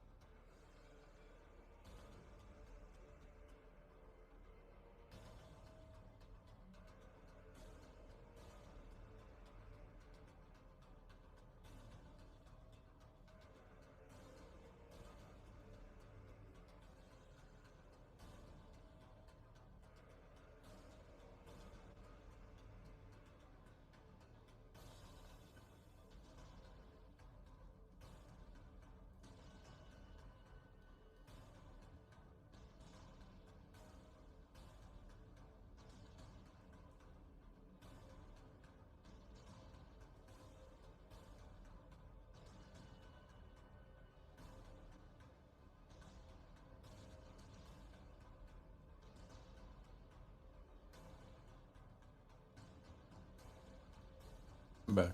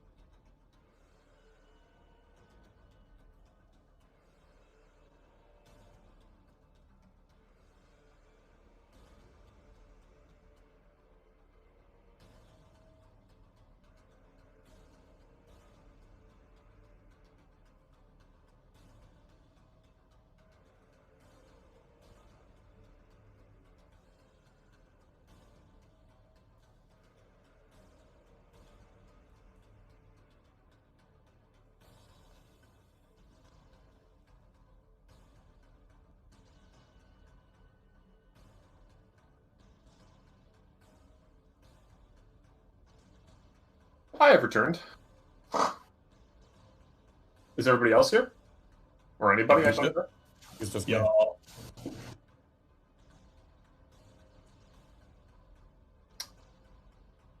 Okie dokie. I have a 2-pound bag of M&Ms. Slowly working on it. I have a Costco gallon-sized jar of M&Ms. Yo, that's the actual dream, dude. Hell yeah. It's about the same. What's the net weight on this thing? Probably more than 2 pounds, because this thing is not a gallon jug worth. 62 ounces, 3 pounds. Yeah, this is only 38. Yep. 3 pounds of peanut M&Ms. No, but peanut M&Ms are actually the best, though. Let's be real for a second. Oh, actually, pretzel M&Ms might be better, because pretzel M&Ms are pretty good. I don't know. I think it's Have you it's tried the also a crunchy function ones? of like. What'd you say? Have you tried the crunchy M&Ms? They're like the pretzel ones, but they're not as hard.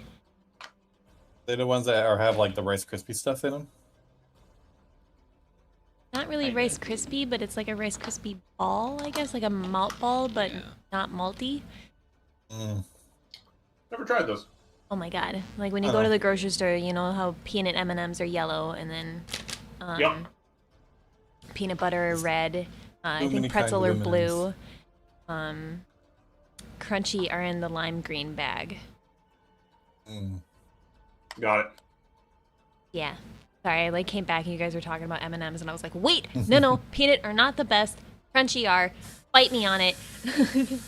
All right, you know what? It's also When I a see 'em at function the of how store- easy they are to access, though. I mean, I also like the Yeah, peanut butter M&Ms. ones when you leave them in the refrigerator or the freezer for a while, because so good.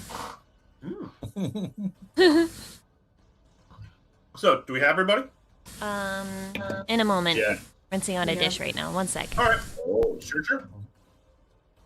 the peanut butter M&Ms are awesome. They're also unique among candy that they are actually have real peanut butter. Most peanut butter candy, it doesn't use real peanut butter. It uses a peanut butter flavored confection Yeah. called pinoche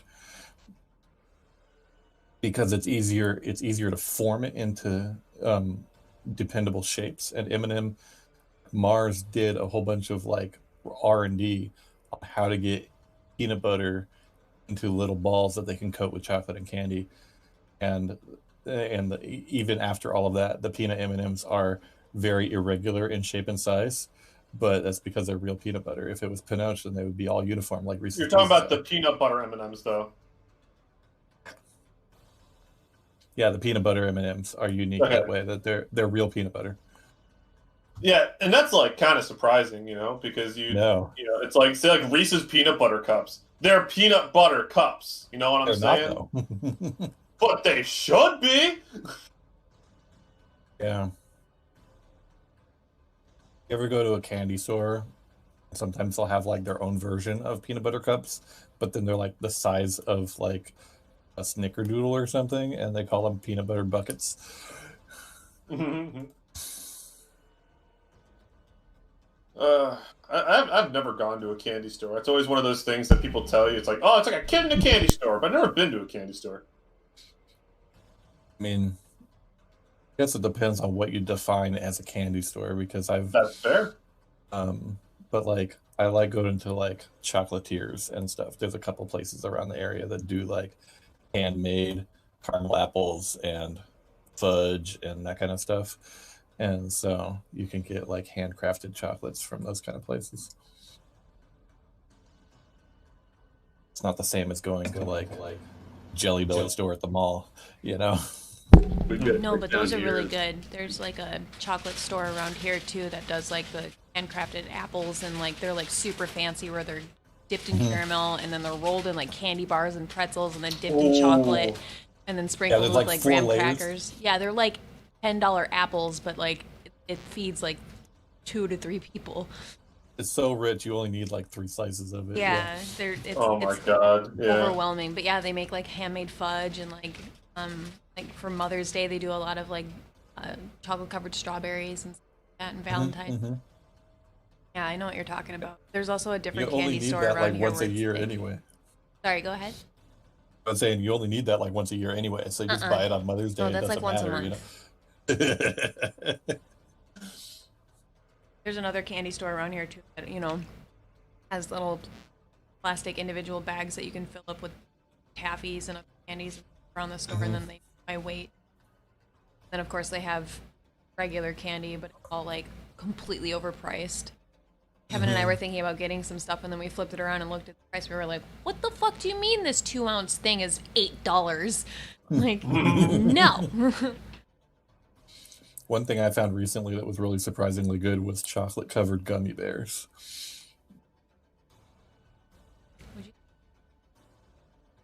Is everybody back? Yes. They're back now. Yep. You got a yes from everybody? Yes. Cool. All right. Awesome. So last we left off, you heard some screaming and lots of crying from around this corner. What would y'all like to do now? I'm gonna go first. Around this corner. What do I see? Cool. All right. Well, yeah. So you kind of see a small amount of this like entrance here. You don't see through it completely, but you do. It's there's a lot of bright light coming from in there. Where, the left or south? From the left. Just from in here, it's just a lot of bright light, and you can tell it's fire. From the flaming drow corpses.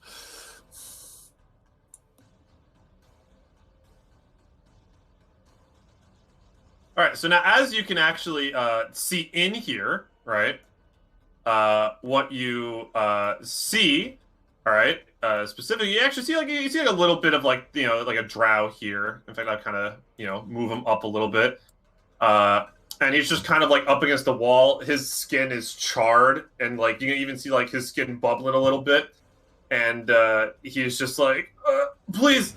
Someone help! And then from around the corner, you just see like a huge flame blast, just like right onto him, and completely douses him in flame. And that's how he dies. So that's what you see.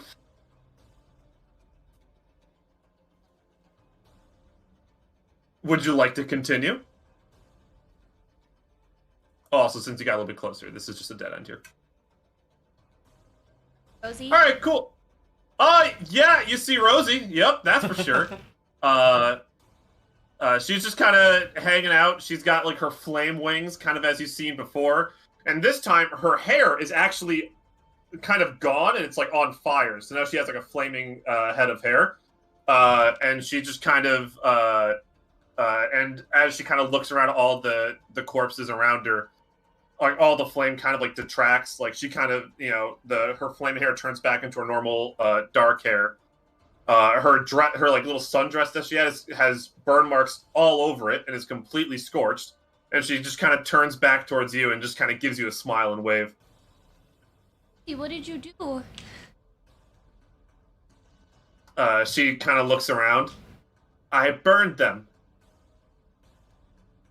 Why? And then she kind of points over to like a corner, and you kind of see like this like small child kind of like with a slave collar on, like blindfolded, kind of shaking. And she like it's like back here-ish or something like that. And she just kind of starts to walk back there. Yeah, her friends were here.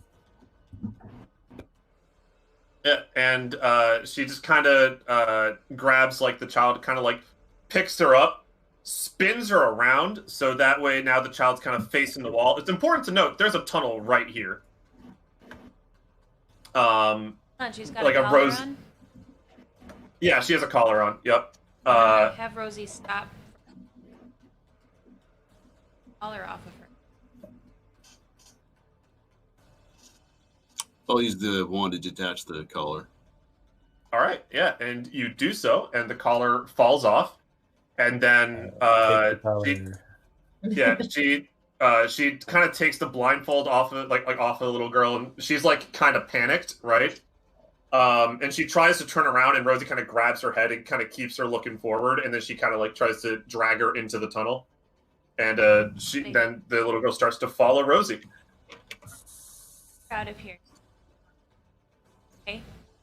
What was that? Lead her out of here and get her safe, okay, Rosie? She does not respond, but they both just kind of disappear into the tunnel.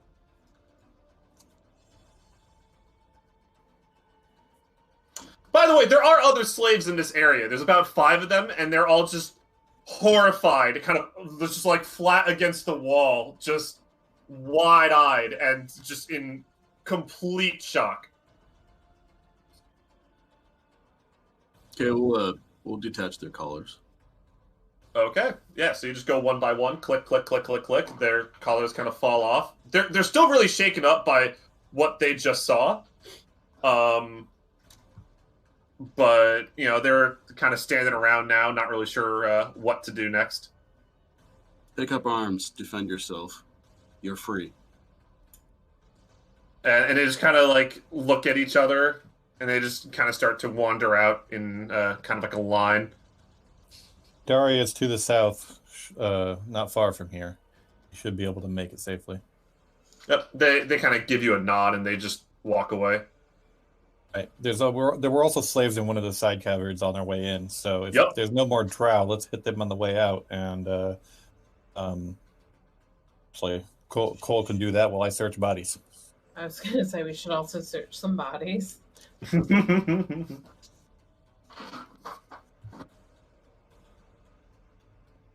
Yeah, and also when Mina walks in here, she's gonna be like, "Oh God!" and then she just is gonna kind of go back out here and just hurl into this corner. Weak constitution, that one. I mean, just to set the scene, all right. You walked in. There are just drow corpses littered across the floor. Their skin is literally bubbling and is completely blackened and charred. Some of them have their kind of their muscles and their tendons exposed. You can see kind of like the partial parts of the skulls of some of them. It is not a pretty sight. This is just a Tuesday for a practitioner of wild magic, am I right?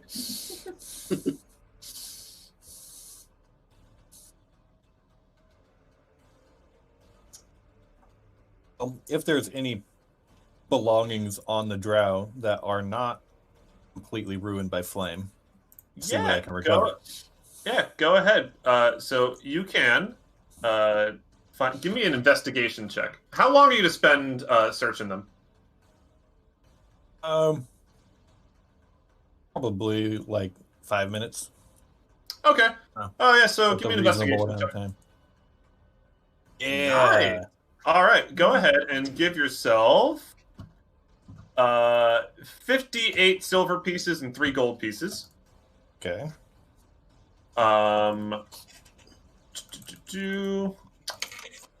also on their person with a 19, I'll say you're able to find 2 doses of drow poison. Ooh, Said 3 gold. but you were looking for. Yeah, for anyone who's curious, this is drow poison. Thank you.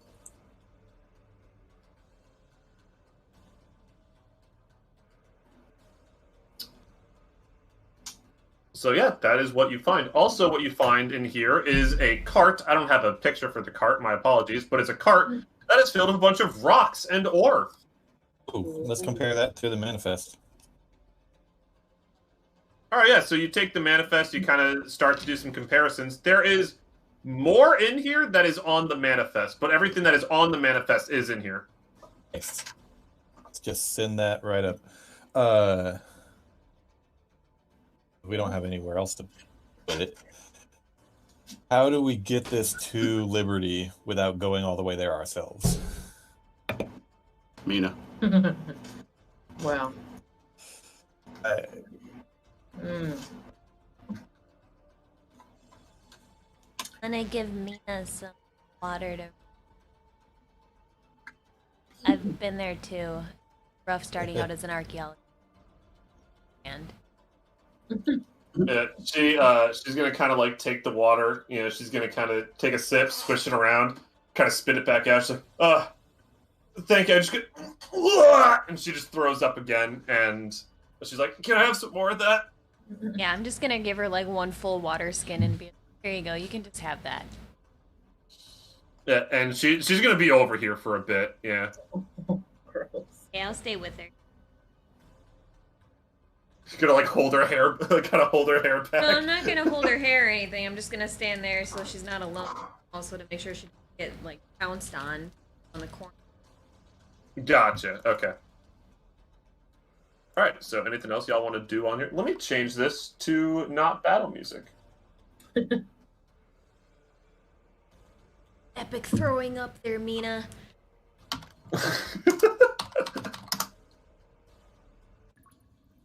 All right. There we go. All right. So, what would y'all like to do now?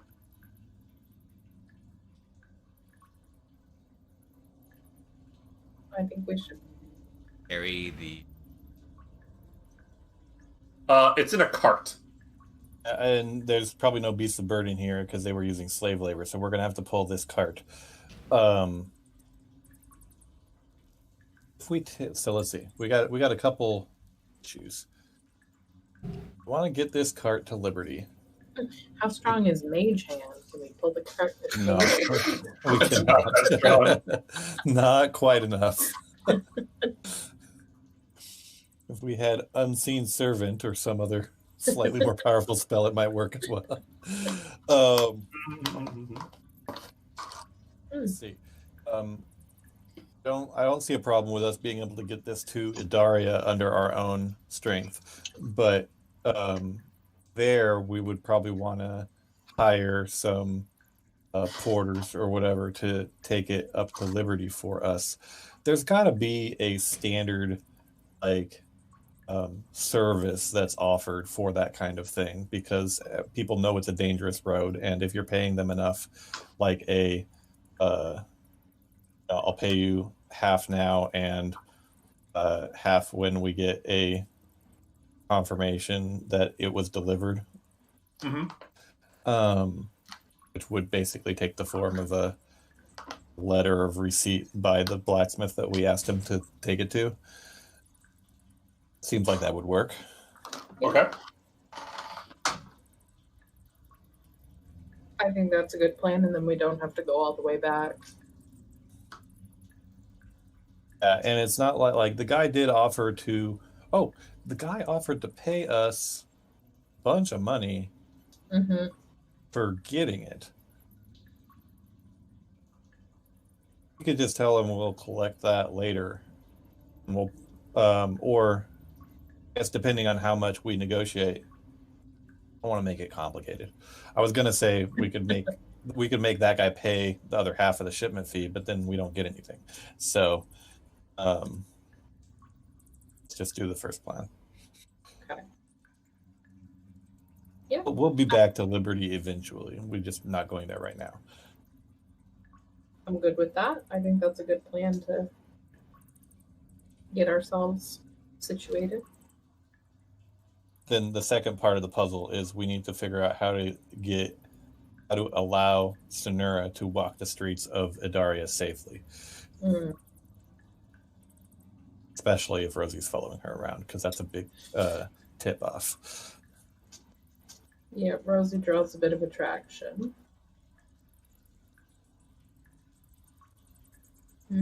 The alternative is we do we hand power this cart to Last Stand, which is a 1 day's travel, maybe longer if we're pulling a cart. But then we don't have the Idaria problem with Sonura, and Last Stand is a trading post, so they would certainly have people offering that kind of thing. Take that cart to Liberty for us. Yeah. And I mean, for that same token, I mean, we could theoretically pull it back. We can certainly take it all the way to Liberty ourselves. Yes, we have at least two other things on our to-do list to do down here. Yeah. Right. Yeah. That's what I was thinking of. Yeah. No, I agree.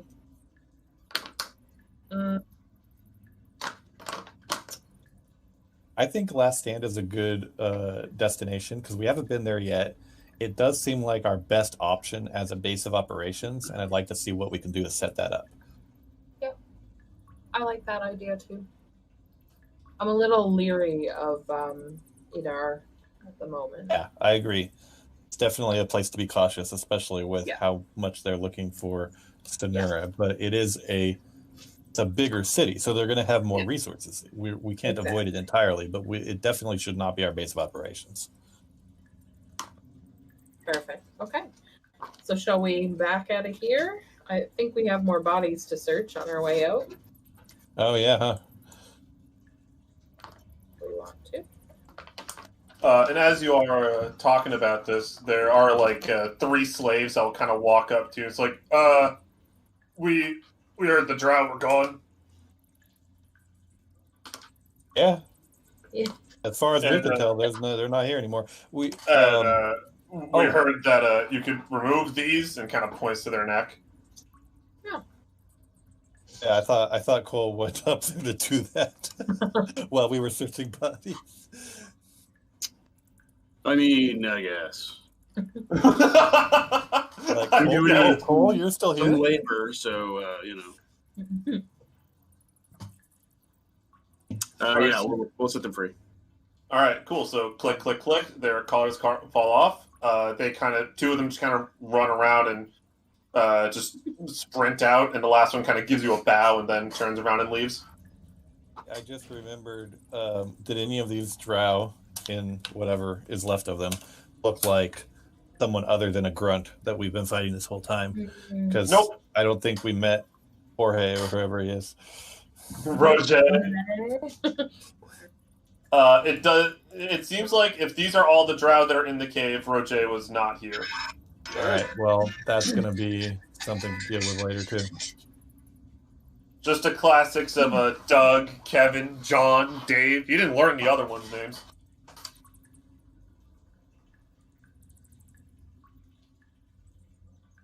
All right. Well, let's keep an eye out for that if we hear any talk of drow looking for their mining slaves or something. Okay, let's get going to Last Stand. And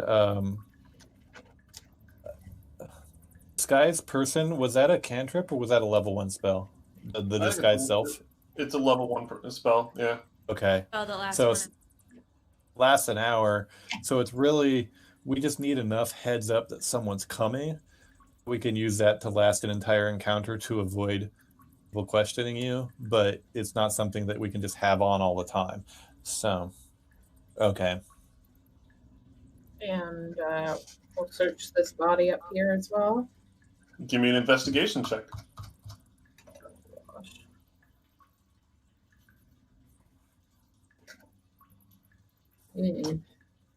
You find like 5 copper pieces on their person, but not much else.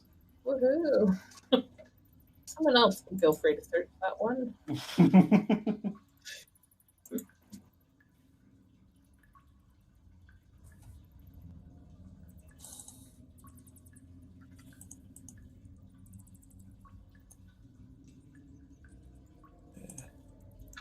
Ow. Nope, you found everything there is. All right. Well, Cole, you found 4 silver pieces in a pocket that Lena just didn't think to check on like the pant leg. It's on its pockets. It's in his pockets.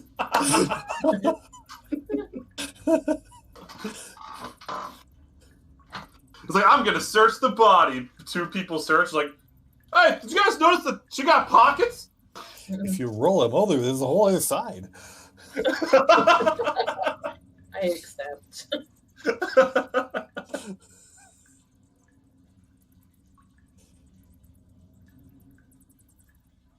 Okay, we're off. All right. Yeah, I have 9 slave collars in my inventory right now. Should I pick up more, or do you think that's enough for us to carry around? Well, that's enough to be incriminating to look like we are slavers. Yeah. All right. Should I? It was useful to have some, though. Oh no, I agree.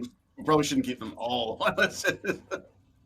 How many do you guys recommend I should keep, or should we each have one, or what? Slave collars is too many. I'll take a couple. That's the question. How many slave collars is too many slave collars? I think that's a question in ethics. 4 or 5 is probably enough. Like, I think we should discard them altogether. I don't know, but well, really, it's like having handcuffs. Like, you know, I feel it's acceptable to have. I'd kind of rather actually have handcuffs, though. I would also rather have handcuffs, but these were free. here, let me. I just want to do a quick experiment. Let me take one of those collars. I'm going to throw it over into a corner and hit the button that makes them blow up. That's a good point. Blow up? Yep. Which button are you talking about?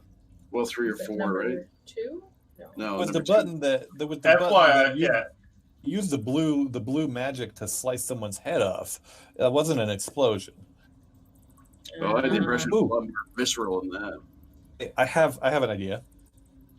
Because I do agree that we shouldn't leave them intact. I want to link the collars together like a chain of paper clips. Then have Cole activate them with the blue light so that they cut each other up. Let's hope we don't summon like a demon or something like that. I'm gonna keep 2 slave collars in my inventory, and the rest we're gonna destroy in that manner. And then once we find a reliable source for like actual handcuffs, we're gonna get rid of these as well. Okay. I'm All right. All right, so you link all of them together, all right? So like 6 of them or something like that. And you are just going to hit the 3rd button like you hit before? Yep. All right, so you hit the 3rd button, it starts to glow, and eventually it clicks, and one of the collars in the center, about the one that was closest to kind of where you were pointing, just all of a sudden in the part in the center, just completely covered in a blue light. And the other 2 collars just kind of get those parts inside of that one just cut completely out. Okay, kind of worked. FY, you still don't know what the 4th button does yet. Let's hit that button. All right, yeah. So you, out of curiosity, where are the manacles? Not, I shouldn't say manacles. Where are the collars relative to you currently? Well, we probably would have thrown them over to like here. All right, yeah. So you start holding the fourth button, and it starts to glow brighter and brighter and brighter. Do you continue to hold it down? Oh yeah. All right, yeah. And the moment you hear the click, every single one of the active collars just turn on all at the same time and do the same thing as it would do with the one. And they just kind of cut each other open. There's a bit of an explosion because they kind of cut each other while they're active. And it's like a small radius kind of around here, kind of like as big as this circle gets, where someone might get hurt if they're close by, but no one's there. So, All right. Cool. Mission accomplished. The slavers did say that they could kill the runaway slaves at any distance, but I'm assuming that they would still be activating this thing in a specific direction in order for it to work that way. There's no way that we're able to target a specific color. Well, the ones in my bag didn't activate, did they? I mean, That's a good point. They were not armed. That's why. Oh. Yeah, okay. They were unarmed. Well, nothing we can do about it now. Let's go home. Hopefully we freed all the slaves. They're freed one way or another. yeah, exactly. They free one way or another. All right. Great Scott. No. I guess, Lena, as you pass by, Mina kind of searched this body here, and she kind of holds up a little vial of like drought poison. It's like, here you go. Good job. Thank you. Those on your arrows, maybe. Yeah. Thank you. I actually have. Anything else on her? And then she kind of looks back at the body, and then Baggy's like, no, I only saw the vial. Okay.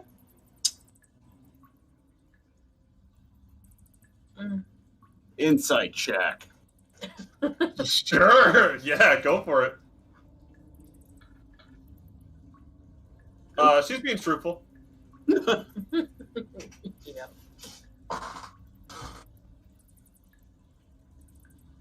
Okay, off we go. Off we go. All right, let's go back to here. Yay.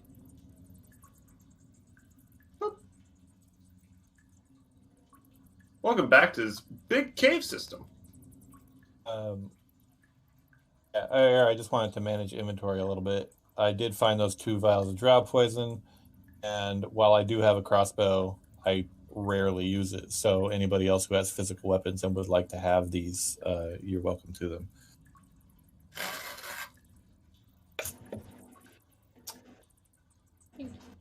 They're not magical in nature, I assume. It's not magical. It's just a paralytic poison. I'll take it.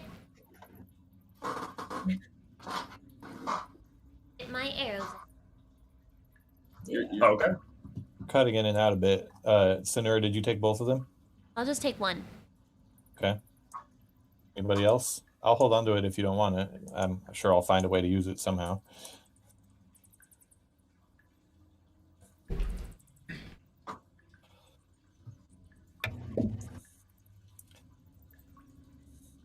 All right, so we're pulling this cart to that stand. Yeah. Okay. You're going, and you don't really run. Yeah, you don't really run into one, but you're about to pass Idar. Do you continue to pass Idar? Yeah, we're just going to Idar, go yeah. right past it. Okie dokie. Important thing to note. There is you kind of like pass by like a sign, and on the sign is now a new updated wanted poster for a Tabaxi one of Orange Eyes, bounty 1,200 gold. Ooh. Take the poster. Getting more expensive, you guys. Take the poster. Yeah. This is going in our adventuring scrapbook. Aw. It's like on One Piece. We're like, all right, let's see if we can beat this. All right. So, unfortunately, I did not have a map. I don't have a map prepared for Last Stand. I just rolled the dice. You guys will get there unharmed to Last Stand. So here's what we're gonna. Used. Yeah, so here's what we're going to do. I'm going to load up a random picture of an underground camp, and that's what we're going to use. Done.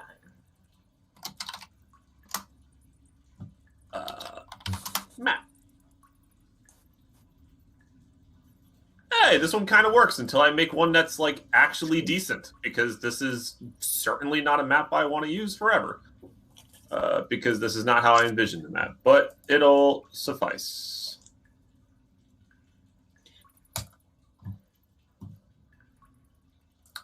All right, show folder, do. All right. New page, go here.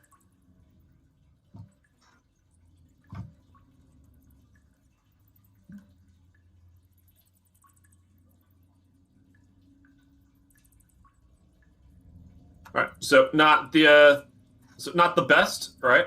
But like I said, I plan on making another one. Don't worry, because the actual map for Last Stand is important.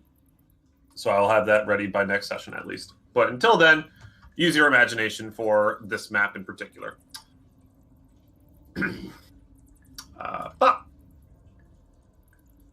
So. There's a lot more to the actual map itself. That's why it's, yeah. But, you kind of approach with this cart, and it's not actually as open as this looks. It's actually almost looks like a sort of fortress. There is a really tall wall that completely goes around it. And as you approach one of the gates, there's like one of the guards on top that says, "Oh, do you have a ticket?" Oh, yeah. Golden ticket? Yes, do you have one? Yes. All right, excellent. Do you have one for everybody? Only have one. Is Gwynhar in? Gunhar? Yeah, 1 second. And then he kind of, you kind of see him lower his head for a bit. About 2 minutes pass until all of a sudden you see Gunhar's head kind of pop up from over the wall, and it's like, hello, friend. Hey, nice to see you again. It feels like just yesterday that I saw you, because it was. Funny joke. I mean, nice to see you. We're coming by to visit, like you asked us to, and they're asking us for a ticket. We didn't know there was a ticket system. Oh, well, of course we have a ticket system. Not everybody is allowed inside the Last Stand, you see. Oh, but you're allowed a free trial run in here. Come on in. And then the gate kind of opens up. And as you walk into the gate, Gunhar greets you immediately as you're about to enter. And you look around, and it's actually kind of busy. There's a lot of people walking around, but it's very open. All the businesses that are there, they're not inside of buildings. They're very much kind of outside. So you see like a black, it's like a big old street market. And also all the business names are just Last Stand blank. So Last Stand Smith, Last Stand Inn, etc. The naming scheme is very simple. And he's just like, "Welcome to the Last Stand, my friends. This is our utopia from the wild." Wonderful. Fabulous. And Mina's kind of like looking around. She's like, "Oh, I've never been in here before." Stay close to us, Mina. Yeah, don't wander. So Gunhar, can you explain how the tickets work? Well, I'll tell you what. So part of the deal is that not everybody is allowed in here. In order to be allowed in, you have to pay for a golden ticket. A golden ticket costs 100 gold. However, once you have one, you're allowed in here for life. To let you know how the Last Stand works, because I understand y'all are new around here. Effectively, we have a bunch of premium services available. One of the best blacksmiths on this side of the underground. We have we have wonderful chefs at our inn. The quality of the rooms is immaculate. However, it costs a little bit of money because we have a few rules about inside of the Last Stand. For one, we don't care what Edar's rules are. No fighting inside the camp at all. I don't care what faction you're a part of. I don't care how many enemies you've made. No fighting inside the wall. Period. End of story. No discussion. How is that enforced? Say, for example, we are walking down the street and someone attacks us. And so then are we allowed to defend ourselves, or do we wait until whatever system you have will break up the fight? Oh, well, you see, if anyone attacks you, you don't have to worry about anything because Milo over there, hey, Milo! And you just kind of see this huge tower kind of at the center, and he just waves. It's like, he'll take care of him real quick. And he just kind of waves down, but he's very vigilant, just kind of looking around. That's the one guy? Oh, we have more! And you look around, there are guards everywhere. Okay. Sounds pretty good. There's you see kind of one guard kind of next to each business. You see one kind of at the entrance of the inn. There's kind of the entrance and exits of the entire camp as a whole. You see a couple of guards on each one. And they look pretty strong. They don't look like weaklings or people you can just easily walk over. They look, like veterans that they've been adventuring and fighting for a while. I'm definitely not casing the place. I'm trying to understand how safe it is to let our guard down, right? So. Oh, well, I mean, so Ginnar tells you that, and if you take him at his word, then you would feel very safe. Okay. That you don't feel like anything, that if anyone starts any trouble, that people will very quickly come to your defense and you'll be fine. I guess I believe him. Okay. Yep, you believe him. And yeah, the big rules that he effectively says are in order to have just free access to come and go, you either need to, I'll just do this in character, right? And he says, he's going to say, and I'm letting you in here as a free trial because, Rosie. And he's going to kind of look around. Where is she? She's helping a friend right now. Ah, is it a new friend? Maybe, I'm not sure. Ah, I understand. Ah, I love that, Rosie. Anyway, so because you're friends of Rosie, you're allowed your kind of free trial, I guess as one might say. But for the future, just to be fair to everyone, of course, I will need a golden ticket from each of you. It is lifetime, so you pay 100 gold once, and you have access to the camp for the rest of your life. Or until you lose the ticket. And I haven't even seen you around. Where'd you get that from? I got it off of a drow that I defeated in single combat. Seems legit. Alright. And he's going to kind of start walking around and giving you a tour. He's going to stop in front of this big building. Like, this is the Last Stand Inn. Every room is private. There are double rooms if you're, with a group or what have you, and you want to stay together. All the rooms have locks. No need to be afraid. However, during nighttime, and he kind of uses quotation marks there, or during the time of sleep, I should say, there will be guards kind of patrolling the halls and stuff like that, just to make sure that no one gets a little, that no one tries to break the rules, you might say. And then he kind of continues, and he kind of shows you this big open, kind of like cafeteria, kind of like an open air cafeteria. And it's like, and this is, I guess you might say it's kind of like a tavern, but it's not. It's kind of our cafeteria. The food here is incredible. It is absolutely amazing. Our chefs over there do a wonderful job. Isn't that right, Adon? And then there's like a guy who's like kind of at the stove, looks back with just huge bags under his eyes and just really sick of Ginhar's shit. And he's just like, always a hard worker, that one. And as he laughs, you can see Adon just like kind of cringe while hearing his laugh. And he continues, and he shows you a variety of other businesses. He takes you to the Last Stand smith, who you just kind of see a couple of blacksmiths behind a counter. They're hammering away at different equipment. and but it's a very well fit forge. It looks like there's a wide variety of weapons for anything you might need. And then after that, he'll take you to the Last Stand Healer. And inside of there is multiple kind of alchemists that have potions and stuff like that, and they, there's healers in there kind of tending to the wounds of people who went into the wild and come back and are now injured. And he kind of continues to show you around. And while he's trying to also tell you jokes that he considers funny while laughing in his iconic voice. I laugh at everyone. Excellent.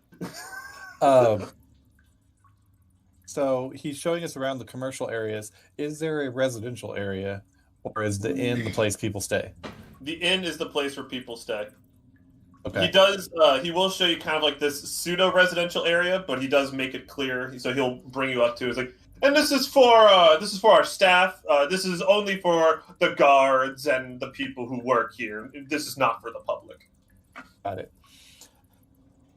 So we were thinking of setting up we wanted to find a place where we could safely check in and relax for a while, and this seemed like the best option considering the settlements we've been to so far. Yes, but we enforce peace around here, and our services are fantastic. So if we were going to be coming here regularly over a long term, is there any option other than a nightly rate at the inn? No, there is not. Okay. What is the nightly rate at the inn? The nightly rate is 1 gold piece per person. That's fair. Also, you mentioned that there were rules, but you only mentioned one rule. Because that's the most important rule, my friend. Of course, but what are the others? Other rules are all prices are final. Do not try to negotiate with them. They don't want to deal with that. And that's partially because we do have a tax. It's a small tax. Don't try to mess with any of the guards. Don't try to interrupt their duties. They are diligently working. Let them do that. But other than that, there aren't really too many rules. Just no fighting. Ever. And then his voice gets very serious when he says that.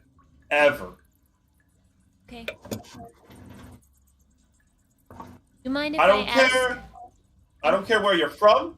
I don't care if you have any quandaries with anybody. I don't care if this person killed my daughter. I don't care. No fighting inside of the camp. Does fighting, by your definition, constitute an attempt to make physical harm to another person, or does verbal abuse also count? Attempting to make physical harm to another person. Smart ass. Thank you. I'm just checking the boundaries. You can throw as many, words as you want towards another person. In that case, I don't really care. But the moment any weapons or spells come out, well, Milo's going to get involved. Ain't that right, Milo? And he just kind of waves his hand in the air, but he's still very diligently kind of looking out over the encampment. All right. Thank you, Gunhar. How long is our guest pass good for? You are allowed to stay the night, but then I will ask that you leave in the morning, unless, of course, you have a ticket. Rosie's allowed here as much as she wants, though. Oh, I love that little bugger. Yeah, speaking of honorary ticket. Rosie, how was it that you met her?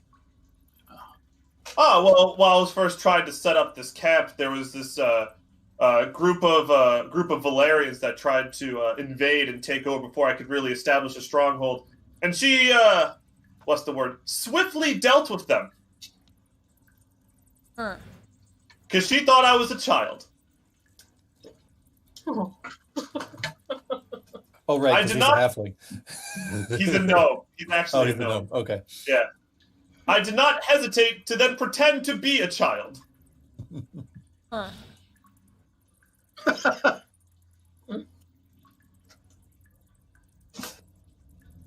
Probably the safest course of action with Rosie.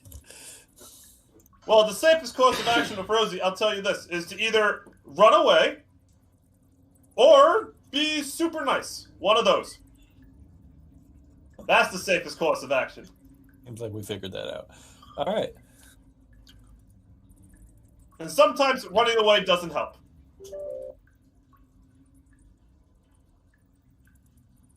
Mm-hmm. Okay.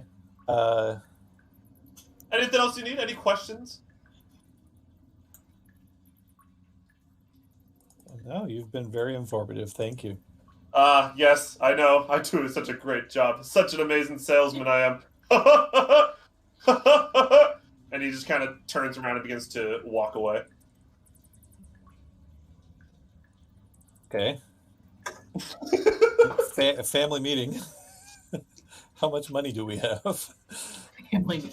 I don't think we have. I've got enough for myself. I've got just enough. I've got 101. Okay. 103. Who doesn't have enough? Mina only had... Probably Mina. Mina only has 3 gold pieces on her person. Okay. Well, she can sleep Oh, outside. sorry. That'll get you 3 Well- nights. Oh, shit! Okay. Don't have to be that harsh, but No. if we want to expend all of our resources, I do also have over 100 gold pieces as well and a golden ticket, so I could pay for Mina if everybody else can pay for themselves. Quiet Yes, for we can do cannot. that. How much do you need, Quiet for? I have 48 gold. Ooh. Do we have things that we can sell here? I know we had extra ore and stuff in our cart that was not on the Yeah. list. I don't know Have how this much fancy that's worth. jacket. We have extra Fancy scroll. jacket. Oh, what a fancy Um, jacket! You still have the fancy jacket! I do. Yeah. But that's a good point. Like, if we can just manage to get 50 gold, I think we'd have enough for everybody. To the pawn Yeah. shop. Small have- interruption. I have a small interruption to make. Mm. Sonera, once again, your vision kind of goes blank for a bit, and you now have kind of like this astral projection view of the entire camp. And you can see that it's kind of like an eye that's kind of looking around, and eventually kind of tunnels in on your group and zooms in. Can I shake then it stop. off? Shake it off? Nope. You just saw that. Yeah. And then it stops. All right. We need to get ourselves. Well, I guess you need to tell us that happened first. Guys, I think remember how we said that maybe using my eyes isn't good because Idar could be looking through them? I think he did it again. He might know we're here. Okay. Well, that stand does seem pretty well protected, but I don't know if it will hold up against a full-on assault. It also depends on if Idar is going to be want to that badly. I guess we'll find out. 1,100 gold's a lot. Huh? Hello? What was that? Did I cut out? I heard you say something, but I didn't understand what you said. Oh, okay. 1,100 gold is a lot. Well, that's what I said earlier, but whatever. 1,100. 1,100. It's your bounty. Oh, Oh, I thought it was 1,200.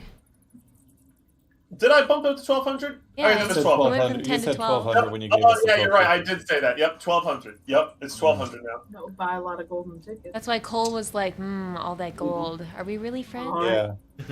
Yeah, I'm not even considering that as an option right now. No. But we do. I mean, it does seem like we can scrape together just enough to get everybody a ticket, including Mina. But then we're going to have basically nothing to even spend on staying at the inn or paying a porter to take this cart up to Liberty. So it would probably be better to use the pass that we have today to get. And we probably don't need a rest, but it's always nice to take an inn when we can get it, and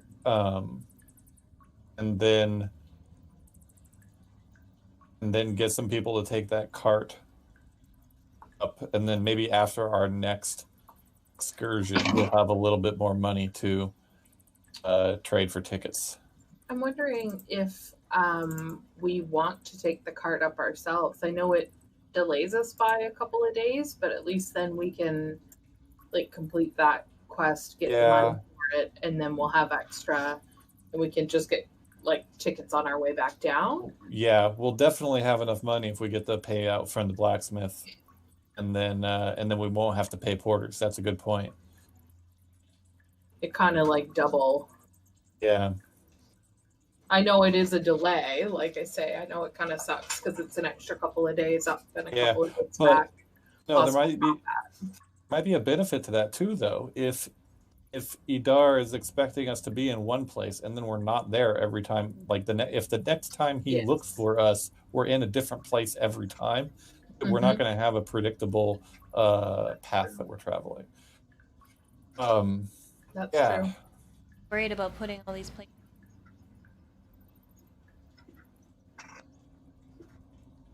It's a good point, but this place is pretty well. It sounds like they've got.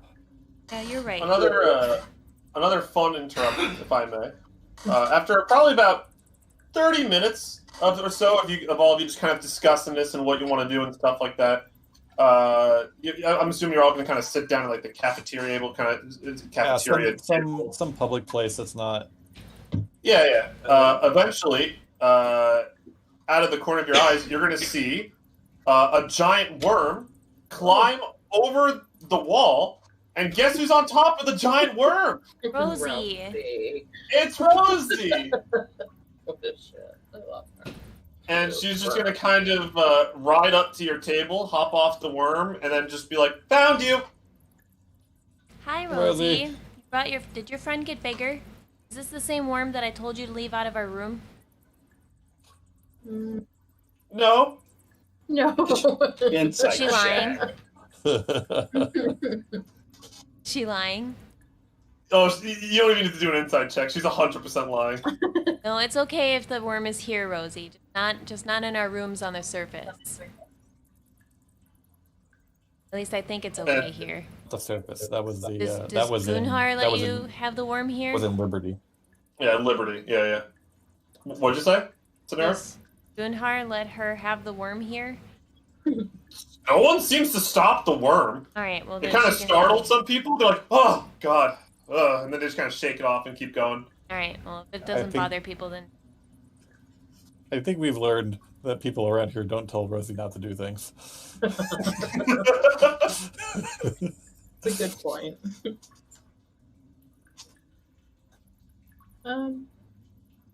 So what does everyone want to do in terms of, like, I know I assume we'll stay here for the night, but after that, do we want to go back up ourselves, or do we want to hire people? I'm on board with taking the trip if you guys are okay taking the time to do it. Yep. Yeah. It might be worth our time to rent or purchase at least one of those oxen that might be available so that we're not pulling the cart ourselves, and then available to actually guard it. As we've seen, there are the risk of encounters along the way. So just for a convenience sake, right? Gunnar is gonna kind of come back around at a certain point and just say, "Oh, hello, my new friends. How you doing, Rosie? I heard you made a new friend." And then she kind of like happily nods, and it's like, good for you. How are my friends enjoying their stay, huh? Doing good, thank you. This is a very nice establishment. I know. Yes. Is there anything anyone needs or anything like that? Yeah, we're planning a trip up to Liberty. We have this delivery that they're expecting, and we were trying to find out the best way to move the cart other than pushing it ourselves. Would you happen to have anything that could help us with that? We do not have a service in the Last End camp, but and he kind of like stands up, looks around. there she is. Samantha, come here. And then, like, you just kind of, like, you whirl around. You see this elven woman just kind of looking around. She's like, sees like Gunhar, and she's like, oh god. And she approaches the table. Yeah, what is it? And he says, apparently these people need something ported to Liberty. Maybe they might need your help. And then when he said that, she's like, yeah, I'm a porter or a courier, I guess is the word. We have this delivery we want to make to Liberty, and we were just we've been pushing the cart under our own power to get it here. We were wondering if there were any other options. I haven't seen any beasts of burden around. I have my own kind of outside the south wall that I use for my service. How much do you charge for your service? I charge 2 gold per day. So if it's going to be to Liberty, that would, for there and back, that'd be about 8 gold for the trip. Okay. And I asked for that money up front. Okay. So I turn back to the party. I'm like, we could pay her 8 gold to drive the cart, and we could travel with her to make sure it arrives safely. Does that sound like a good plan? I think so. Yep. Reasonable. Okay. You got a deal. I put my hand up for shaking on it. Yeah, and she extends, and she also shakes hands like, all right, excellent. 8 gold. Yeah, I'll pay her 8 gold. All right, yeah, and she will take the 8 gold, pocket, and be like, all right, when did you want to leave? Tomorrow morning, if you can. Oh, in the morning? Yeah, we can do that. I'll let the boys know. Wait, did you want to join me? We would be traveling with you. You don't need to. Yeah, we will be traveling with you. We're going to Liberty as well. We want to make sure the delivery is received by the people who asked for it, and since we were the one who took the contract, it seems most prudent for us to be there when it's delivered. Oh, well, I mean, okay, I suppose. I mean, just like I run a very trustworthy service, all right? Me and my men, we can handle any kind of threat that may approach us while out there. We are very consistent. We can deliver this to whoever you need. Just give me the information. I can pass anything along that you might need to know. But if you want to be there, that's fine. You can join us for the trip. Yeah. That is a tempting offer. It's tempting, but I think we should go so that we can get like our money. And it just kind of closes the loop on that. Then we don't have to worry about forgetting to go collect it. And also because there's so much extra stuff on it, I don't know if we can leverage that in some way. Want to try to negotiate a little more money because we're delivering more than he asked for. Yeah. All right. Yeah. So tomorrow morning we all leave early then. Perfect. Thank you. And then she'll just kind of walk away and just be like, just meet me outside the south gate at 6. We'll be there. Yep, and then she kind of walks away, and she looks like she approaches like a couple of other guys that were waiting along the side. You can assume that those are her men. Okay. Awesome.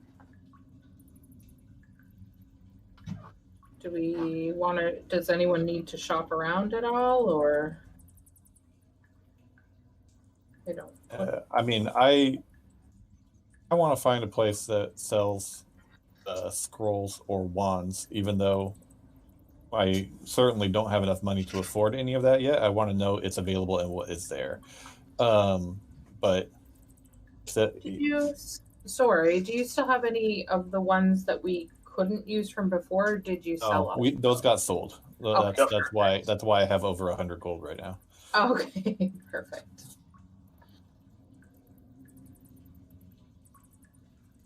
Okay, well, that's the only thing I'm interested in, though. I don't have anything else I need to find. All right, yeah. So you kind of figure maybe the best place to go there is probably like where the healer and the potions are. That's probably where all the enchanters and alchemists would hang out.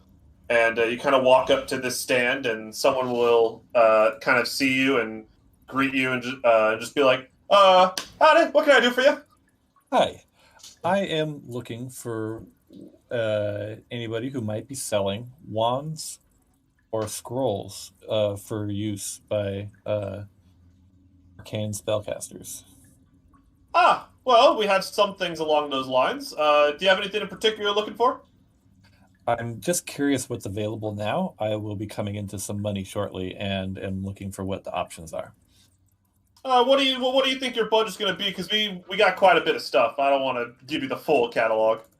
Pretty basically the beginner level stuff. I know that's still pretty expensive, but something like a magic missile or a silence. And then he kind of turns around, goes into like kind of like this bin that he has, and it's just like, yeah, I got a couple of things like that. Yeah, I do have a magic missile here. I don't appear to, and he kind of keeps rummaging. I don't appear to have a silence, but I might be able to get it made up for you. That's good to know that you do requests. I don't want to commit you to anything when I don't have the money yet, but I will be back to talk about it. Thank you very much. What is the price point that these are at? What do I know? What should I be saving up for? Magic missile. That's going to be 60, and for the silence, if we make that, that'll be 120. Wonderful. That's great to know. I will be back later. Thank you very much. All right, excellent. I hope to see you again soon. And he kind of just puts them back in the bin, close it. Was there anything else, or? That's all I was looking for. I will see you again in a few days, though. Thank you. Excellent. All right, that was awesome. Those are better prices than I was expecting. So I'll after we buy our golden tickets, I'll see how much I have left over, and I can get some stuff to supplement my own spells.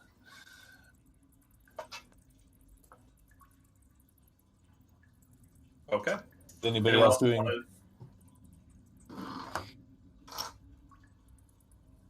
I'd like to visit the blacksmith. Oh, okay. Arrows. Some more arrows. Okay. Yeah, so you kind of walk up to the blacksmith, and kind of like a man behind the counter who's like hammering away at something kind of sees you, puts the hammer down, and kind of takes what he was hammering, puts it back into the fire for a bit, walks over, and it's just like, "Hi, little lady. What can I get for you?" Hi. I'm just wondering what your prices are on your arrows for sale. Well, what quality arrows are you looking for?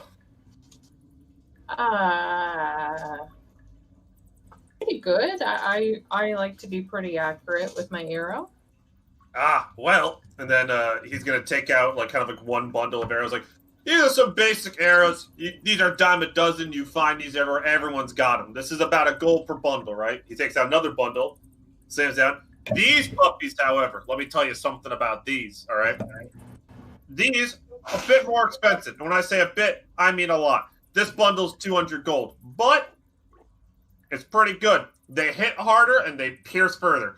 In out-of-game terms, this is +1 ammunition. Or like out-of-character terms, it's +1 ammunition.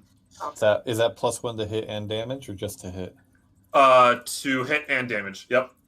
Wow. That's actually really good. It is very good. It's only it's only 8 arrows in the bundle, though. Oh, okay.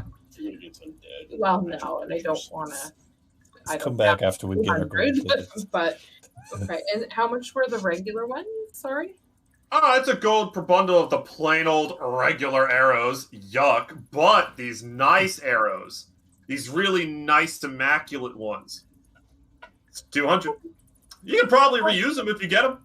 Yeah, awesome. I will keep that in mind. I don't quite have enough today, so thank you. But I'll be back in a couple days.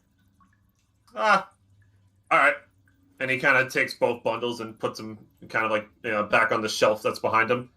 Was there anything else? Do you sell armor? What kind of armor are you looking for? I'm looking for the chainmail Chain shirt. The chain shirt. A chain shirt. Chain All right. Yeah. So he's gonna say a chain shirt. Yeah, just a normal chain shirt. We got that. Yeah. And how much would you charge for one of those? I'm looking that up right now. Take your time. Area. Yeah, it's 50 gold pieces. Yep. Yeah. So he'll kind of pull over like a mannequin that has is like, it's 50. Look how beautiful it is. It's very lovely. You do excellent work. Can you sell that? I will. I just wanted to know sort of what you had in stock, so that's great. Like I say, I'll be back in a couple of days.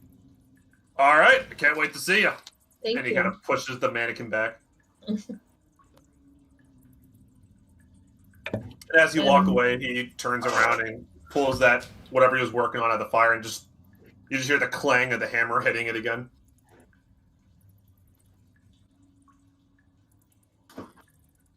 That's it for me then. Cool.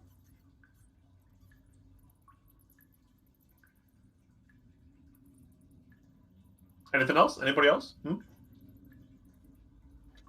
Not here. Is there like a Cool. So knick-knack shop or like a part that's selling like weird like treasures?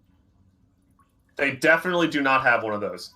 Okie dokie, then You I'm get bored. the vibe that the only reason this camp exists is to mostly help mercenaries and adventurers just do their thing out in quote the wild, even though you don't know what that means yet because you didn't ask anybody. Yeah, we'll find out eventually. It's not important right now. Is there like a decent sized stick on the ground? A what? Like a stick? Something maybe like, I don't know, 2 inches in diameter and like 7 inches long or something. No, there's Wood not is really a lot pretty of. scarce around here. Yeah, wood's pretty scarce. I don't know. Like, I don't know if like around in like an encampment or something. Broken piece.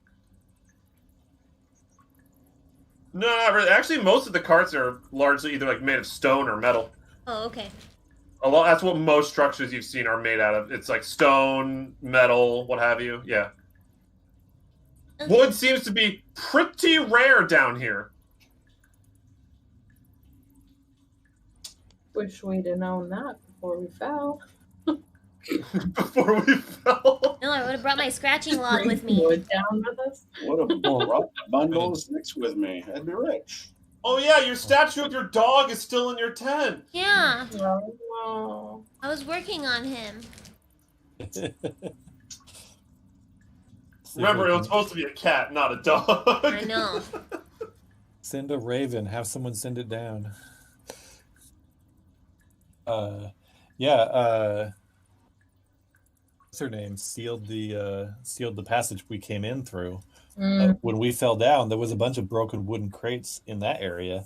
I wonder if the wood was valuable enough for them to claim for Liberty, or if it's still over there. Maybe. Yeah. All right. Well, do we want to find our way to the inn? Yes. Yeah. I will Okay. pay for Mina's night at the inn. 1 gold piece. Okay. Thank I'll you. help you pay for that. FYI, this entire time Mina is kind of following all of you around, kind of examining how you interact with other people, and even like how you walk. She's just examining you. Well, that's good. She's learning. Yeah. Um, Hopefully.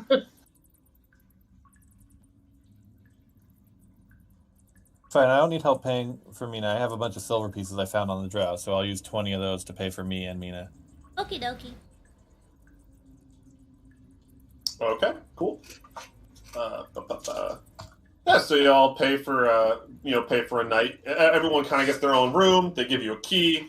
You walk up. It seems like the lock is pretty sturdy too, so you can kind of take some comfort in that where you may. And you all kind of go into your rooms, and unless you don't do anything before the end of the night, you all take a nice long rest. Specifically, Rosie is with Sonura in her room, if that matters. Without the snake. Or the worm. It's a worm. It's a worm. Sorry. Okay. Worm. I meant worm. Sorry. I'm sorry. The worm. Yeah. So the worm. Okay. The worm will stay outside. Yes. And yeah, you all wake up. And what do? You're all awake now. Feel Time very check. refreshed. Time check? We got enough time. Okay. We're good. Well, I think we head down to where'd she say she was? The south entrance? Is everybody ready to go? Or does anyone need to do anything else before we go? I think we're good.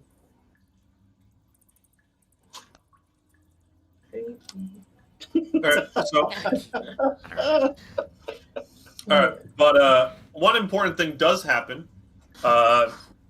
As you're kind of like walking around, Sonora, give me a perception check.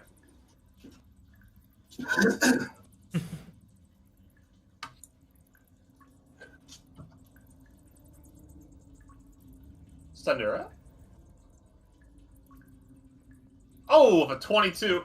Yeah, you Nice. see there's like a kind of like this group of people that are all kind of near near the gate, and they're just kind of looking at you. Huh. My flippy flaps are down, right? Your flippy flaps are down. Yep. But it's important to note, you've only seen like one other tabaxi woman since you've come down here. So, you know. I'm gonna like curl my tail like up under my jackets and on my waist, so it doesn't look like I have a tail. Look like I have a big butt. Nice. Well, it's too late. They already saw you, so now they're just looking at you. Shit. And at one point, one of them kind of separates from the group and starts to approach you. Guys, help! Guys, help! Are we still in the camp? You are still in the camp. Yep. We're inside the no fight zone. You are inside the no fight zone. Correct. Yep. So then this guy kind of walks up to you, Sonora, and it's just like, "Hey, little lady, what are the goggles for?" I'm hard of seeing. So you darken your vision to see better in a cave? No, help me see Yeah, that's how better in dark the vision cave. works. Is it? Actually, it's really rude to ask that. Not a good point. You're kind of She's quite sensitive about those goggles. uh, Or Thanks. glasses, as we like to call them. testy. What business is it of yours? I haven't seen you all around here much. I haven't seen you around here. Oh. Touche. That goes to show that you're not here a lot.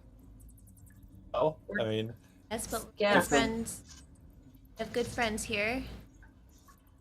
That's all that matters. By the way, you start to notice that the rest of this group is kind of approaching your group now. Like a West Side Story. Yep. do we And- need to? Do we need? I'll stand up next to Your jet Panura. Defensive positions. All right, yeah, and then as this is happening, eventually you kind of you all just kind of stare at each other down, and the guy just says like, "How about you take off those goggles just for a moment, if you can?" I don't see any Can't reason. jerk my to be hands. on your way. I thought we told you that was rude. Don't I don't- enter them again. I don't care how rude it is, lady. I want to see her take the goggles off now. And then to see uh, anything. And then as he says that, you hear kind of from the side, "There better not be any fighting going on here, I swear to God." And then he just get her come out and just be like, "Huh? Gunnar! Huh?" And then the other group kind of like looks at him, kind of looks back at your group. "Nah, Gunnar, there's no fighting here. We're all just friends." I don't know about friends. These guys are trying to start something. "Well, I don't care what you start, but it better not involve any fighting, because you know what'll happen. Milo!" And then you kind of look up at the tower, and you just see like hold on. Milo. Yeah. So while they're distracted, I know we know Gunhar's deal, right? I'm just gonna get Senura's attention. I'm gonna say, I got you covered with minor illusion. You can pull the goggles. Wait. And What? so Say then, again. got you covered with a minor illusion. You can pull off the goggles, and then I'll do the minor illusion lasts for 1 minute, but I'll just make it look like she has more goggles on underneath her goggles.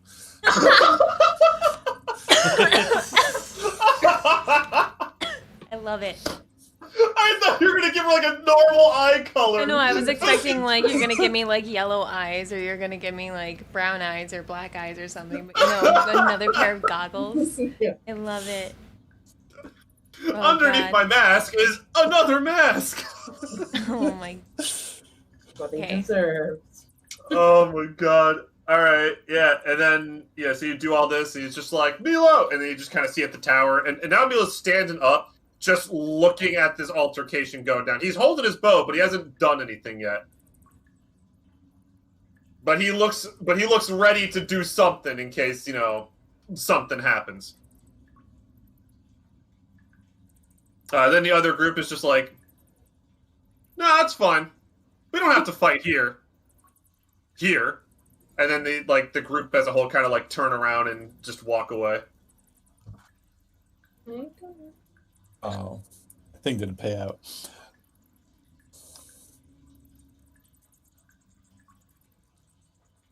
And then as they walk away, the fucking bucket.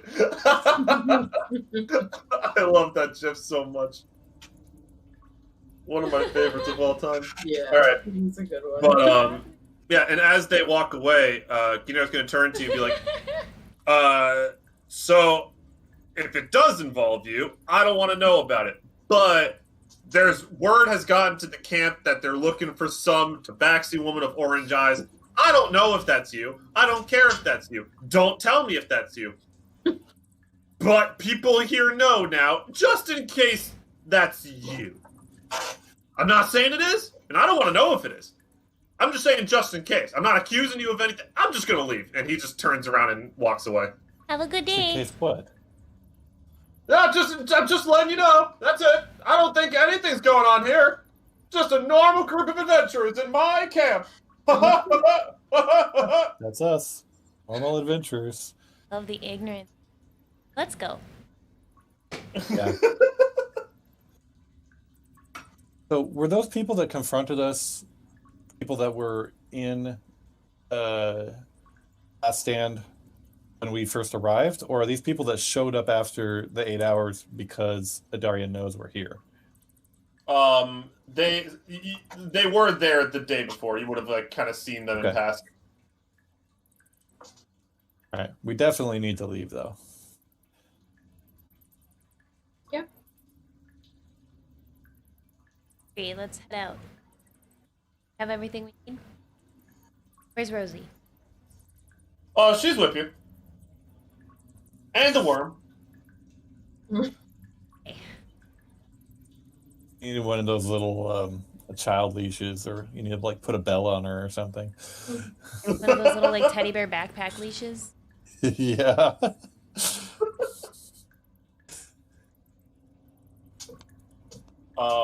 And then and I guess so what do y'all do before I continue? And we're gonna let them walk away. Yeah, they walk away. And then head to our hired porter. And I think I want to get confirmation that they're still on board with this, if they have any reservations about traveling with us. Well, I mean, so you kind of go up to this it looks like they already fastened your cart. They were able to figure out which one's yours. They already fastened it to their beast of burden. They have kind of another cart that just has room for passengers. So you kind of approach, and the elven woman in charge just kind of looks at you and says, right on time. Ready to go? Yeah. All right, excellent. So confidential kind of stuff real quick. And she will kind of like signal to one of who she likes to call the boys, right? And then this one in particular will kind of like will like snap his fingers, and then like all of a sudden everything becomes deathly quiet. You cannot hear anything outside of an immediate area around you, right? And That's a neat trick. Yep, and she's gonna look at Sonura and be like, apparently Idar's looking for a tabaxi with orange eyes. Is that you? I just need to know. Nope. I'm not going to turn you in. I just need to know in case we're about to get ambushed by people who are looking for you. Nope, I've never heard. You already... What were you gonna say? I swear to God, if it is you and we get ambushed, I'm not going to be happy. Why would you get ambushed? Because people are looking for you for a 1,400 gold bounty. 1,400? That's what I heard. We're upping it pretty fast. Every time we hear about it, it's another 100. 100. Fake news. Listen, I mean, We gotta find this person so we can get that gold. listen, if I were you, I'd wait a couple days and it'll be in like the 5,000s. Oh yeah, you're right. It'll probably double.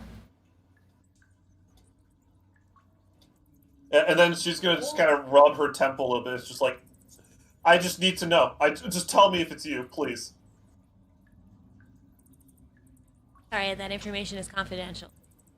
Oh my God, it's you. Okay. And then she just, then she signals to like one of her boys, and he snaps his fingers again. It's like, all right, get on. And then she kind of hops onto the front cart, kind of behind the beast of burden, and it looks like she's ready to go. All right. So, Sonura, it's totally your call if we share that kind of information, because that's your information to share. But I believe we should be telling the truth to the people we're trying to recruit as allies. Just wanted to get my position on the table there. You're able to figure out from the way that Samantha's talking, she knows that Sonura is the tabaxi of orange eyes. She was just like, "Oh God, it's you. All right, whatever." I just wanted to put that out there for future reference, because this is going to come up again. And at the rate that the bounty is increasing, we're probably going to have to deal with this as soon as we get back from Liberty. Yeah. You know, it might even be a problem in Liberty. We may have to hide you while we're there. But I guess we'll deal with it when we get there. That is a good point, though. We should have some sort of a game plan. Yeah. Yeah, it just seems like Idar really wants you for some reason. I have no idea why. Yeah, Weird. we'll figure it You out. can guess. Yes. I'm gonna see. Like, I wonder if I could use my disguise kit over the several days of journey to try to conceal the fact that she's tabaxi. Like, that's a pretty hard move because Sure. Yeah. because it's not magical, right? But it's the only thing that's going to last more than an hour. And the only thing I can think of is just like wrap her up in cloaks and hoods and stuff like that, right? So I guess it's not that complicated of a disguise, but it needs to be a comprehensive disguise. Wait, you have a disguise kit? What if I dye my fur black? You're still a tabaxi, though. I mean, that's what part of what's giving you away, that there's so few tabaxi down here. You can't just blend in as a different person. Would there be like an optician in the village we were just in the last Get some day? contacts. Like get different color contacts for it? Or maybe a spell? I'm Yeah. willing to rule that your disguise kit would have stuff for contacts. Okay. Because that seems like the easiest. You know, if all else fails, then you could do both theoretically, like wrap her up. Yeah. Entire team to cat person contacts in. Struggling cat. Meow. We still have bravery mushrooms, though. This will be fine. It's fine, guys. I can do it myself. Stab. Aw, your claws. We're looking for the tabaxi with one orange eye. Yeah. Jesus. Oh my god.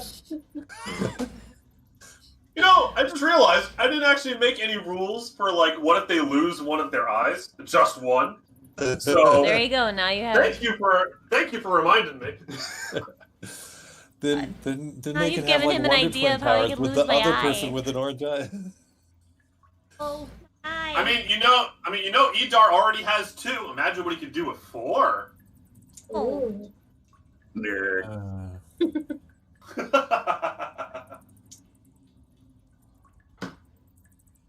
Oh yeah, so y'all go on this trip.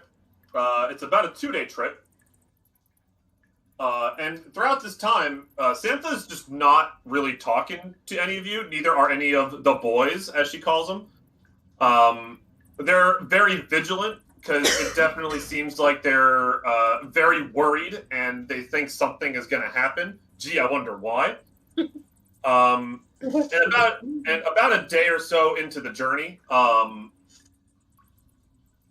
you see another kind of like carriage group kind of pull along. You recognize this group. It's the group that was inside that camp. Oh. They like caught up to us or something? Yup, they caught up to you. One of the boys sees this and kind of signals to Santha. She's like, "Oh God, here we go!" And then she kind of hops off her cart with the other boys, and then she kind of tells all of you, "Just stay, don't move." And she approaches this group, and the guy that was bugging you earlier is just like, "So, that tabaxi's with you, huh?"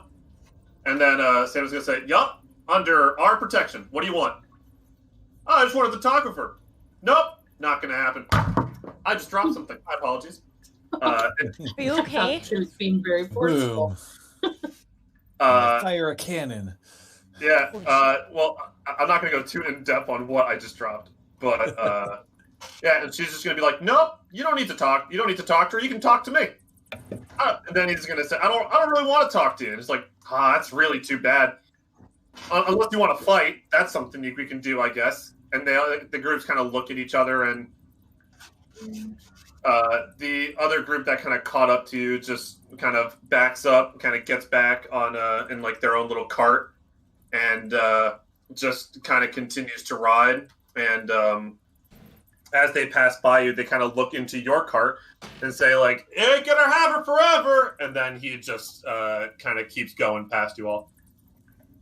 Aren't going to have her forever. He was talking about Santa to protect you. Okay. Yeah. Yeah. We're not. Yeah, we don't need Santa though. Okay, this is gonna be okay. We just need to get back. Yeah. And then after they leave, she kind of approaches the cart with all of you, and she's just like, "All right, so I really don't want to have to do business with any of you ever again, because I know it's you. I'm an elf of my word, though. I'm not going to try to claim the bounty or anything, even though that's a lot. So the moment this job is done and I get you back to Last Stand, we're never working together again, as long as that bounty's active. Are we clear?" We plan on clearing the bounty as soon as possible, so it's a very important issue for us too. Thank you. Gotcha. And then she just kind of gets back on like her spot in like a different cart, and Mush and the Beast of Burden continue to pull. Is there anything any of you want to talk about, or even talk to the boys about over the next 2 days of journey? I want to learn the Cone of Silence. The Cone of Silence spell. Yeah. So you kind of. I don't know if I have the ability to learn it, but I want to know more about it. Yeah, you don't have the ability to learn it, right? But you kind of go to this guy and you ask him, so you go to the guy that did it. What do you ask him? Say, hey, I noticed that really neat trick you did with the silence bubble. Is that a variation of a standard silence spell? And he just kind of shrugs, like, "I don't know. That's just something I can do."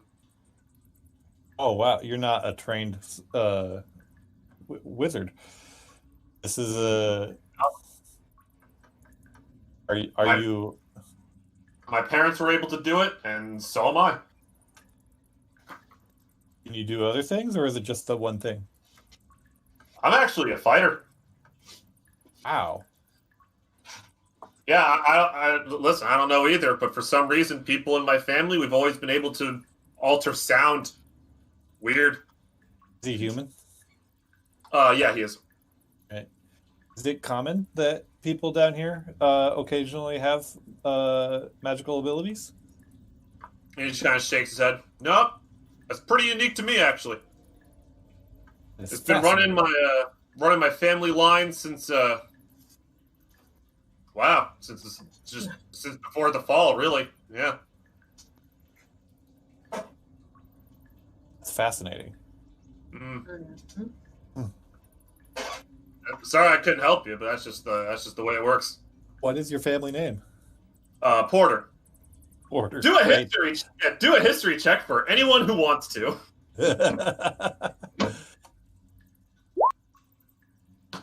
History. Yeah. Topper, you would definitely know this. Porter is a very well-known noble family that has existed for the last several centuries now.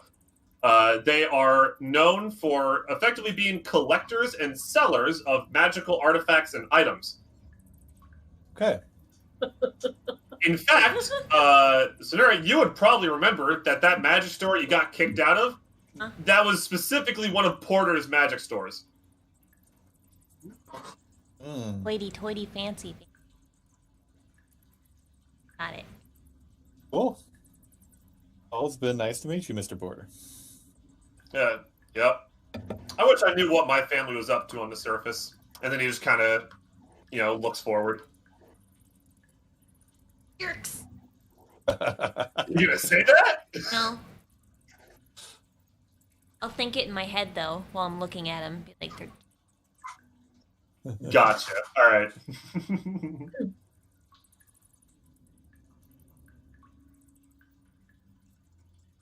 All right. Anyone else want to talk to the boys or talk about anything else?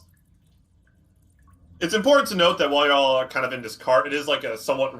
It has like a little roof on it, and Rosie's pet worm has just been coiled up, kind of on top of the cart. On top of it, awesome. Yep.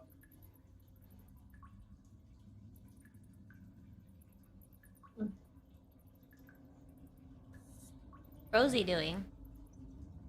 Just nothing. She's just kind of looking out in the distance. Sometimes she'll look at you and smile and kind of look back out at the distance. Sometimes she climbs on top of the cart and cuddles up with her pet worm. Anything you want to ask Rosie?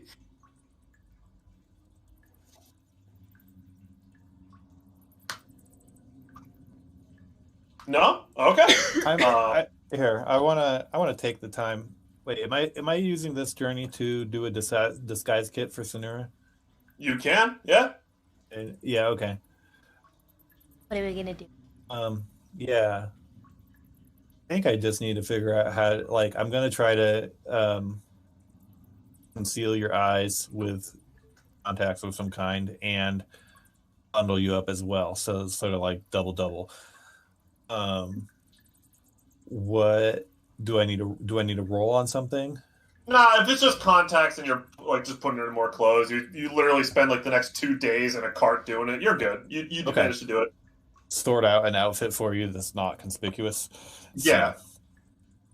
Okay. Yeah, you're all good. I'm not going to make you roll for something you're going to do over the course of 2 days and something you're proficient.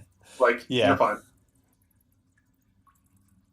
If you're going to try to do it on the fly, it's just really quick before she runs in, I want to do a really fast disguise. Batman style.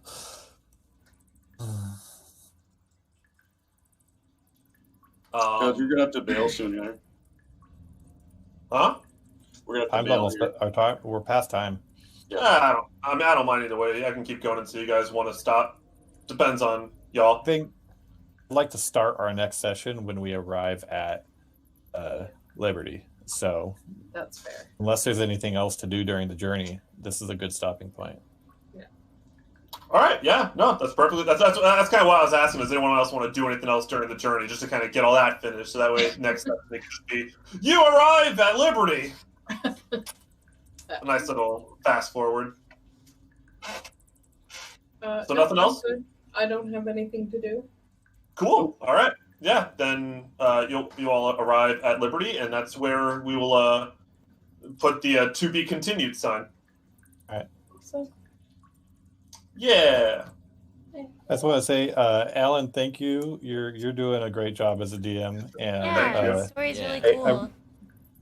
I really appreciate how, even though I tend to do a lot of the talking and am playing the guy with the plan in the group, you make sure to get everyone else's acknowledgement before acting on the things that I say, because I'm asking that too. I'm not saying let's just go do this, you know. Right. Yeah. Well, because I've definitely noticed there's a few times where it'll kind of become awkwardly silent. I'm just like, so what does everyone want to do? Because I try to make sure I keep doing pace checks while I play to make sure that really things are good. moving. It's not an easy thing to remember to do, so I appreciate that you're consistently doing that. Yeah, and I hope you guys like some of the characters and the story so far. It's great. Yes.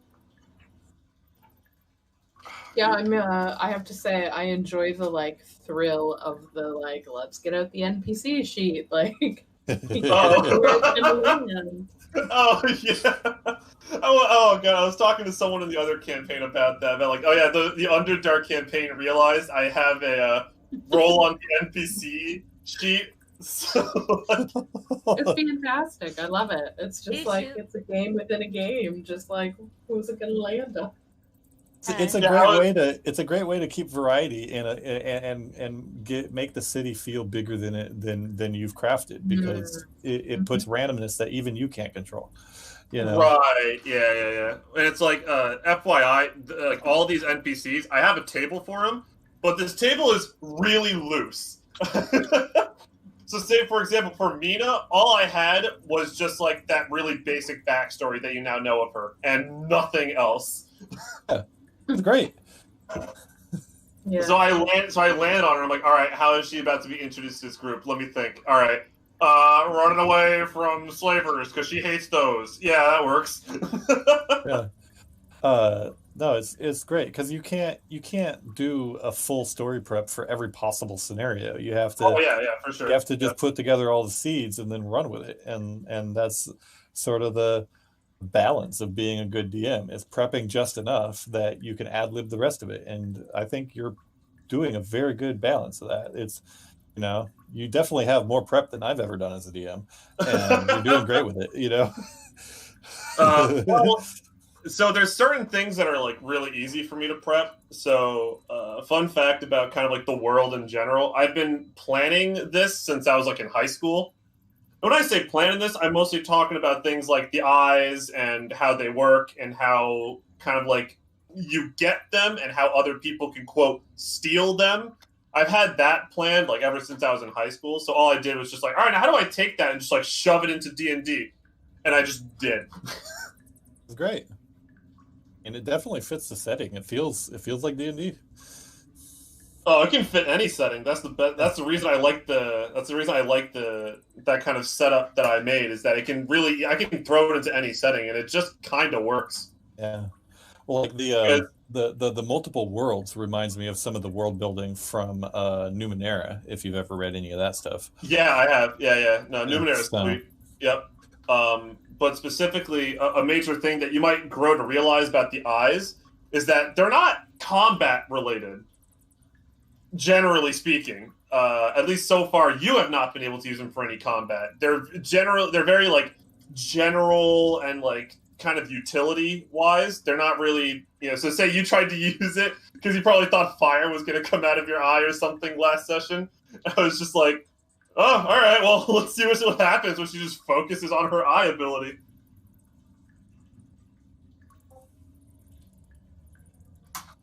What's this, Joker? What is this?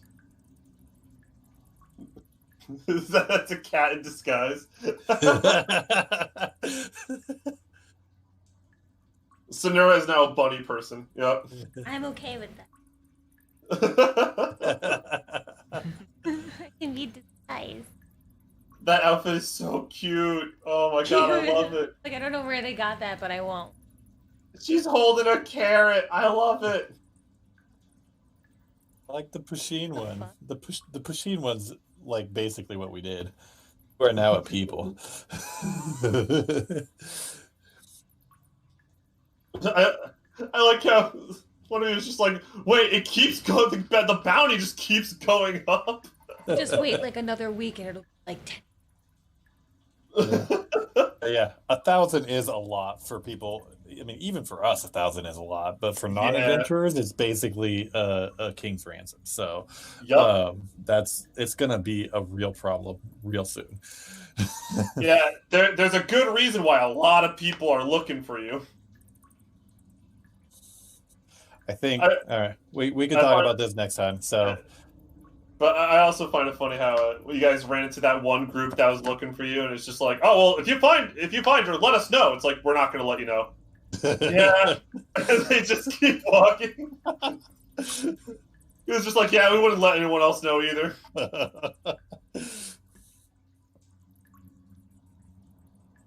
Good game, guys. Yeah. I'm glad. Yeah, I'm happy to hear you guys are having fun. That makes me happy. I'm happy to hear that you're not burning out on all of the campaigns you're running at the same time. Oh no, I actually really enjoyed DMing. I like the kind of like the feeling of I craft something, and then as I expose small pieces of it to the player, like when when Sonora said earlier, like, oh my god, all the pieces are coming together. I had like a big banana grin on my face, and I was just like, oh, I love that. Big banana, what? A banana grin? Have you ever heard anyone say that before? No. Yeah, I just like a wide smile on my face. I was just like, yeah, this is the reason I really like this game. I'll see you guys in 2 weeks. All right, guys. Absolutely. Have a good night, guys. Have a good one. See y'all later. Peace. Bye.